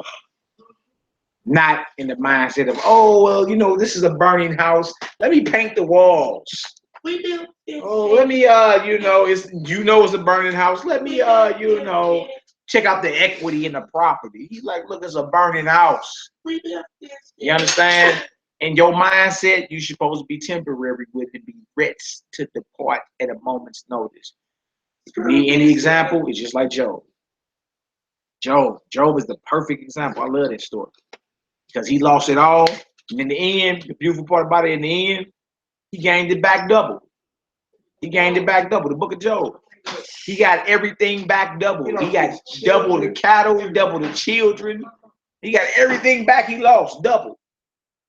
You feel me? Because he was tried by the Most High. All right, what verse was that? 49. All right, jump down to the last 3 verses. Let's get about it. 76. And the God of them go to 75. 75. Be ye not afraid, neither doubt, for God is your God. Read it again. Read it again. Be ye not afraid, neither doubt, for God is your God. You hear what he's telling us? So in the end, he ain't telling us, look, don't be afraid. Don't doubt either. I'm your guide. I got you. Right? But I got to warn you about what's coming so you know what you're going through. All right? What else to say? And the God of them who made commandments. Hold on. The God of I'll read it again. Come on. And the guide of them who my commandments and precepts saith, the Lord God, let no sins weigh you down. Let not your sins weigh you down. Right? Even if we all sin up, look, don't let your sins weigh you down. You understand? Don't be in bed with sin playing footsies. Go to war with your transgressions. Okay? What else to say? Let your iniquities lift up themselves. Let your iniquities. Are you reading that right? Yeah. And let your iniquities lift up themselves. What verse you in? 76. And the God of them who my commandments and precepts, saith the Lord, let not sins weigh you down. And what else? Yeah. And let your iniquities lift up themselves. Go ahead. 77. What does it say?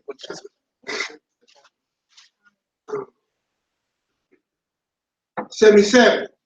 Woe be unto them that bound with their sins. Woe be unto them that who?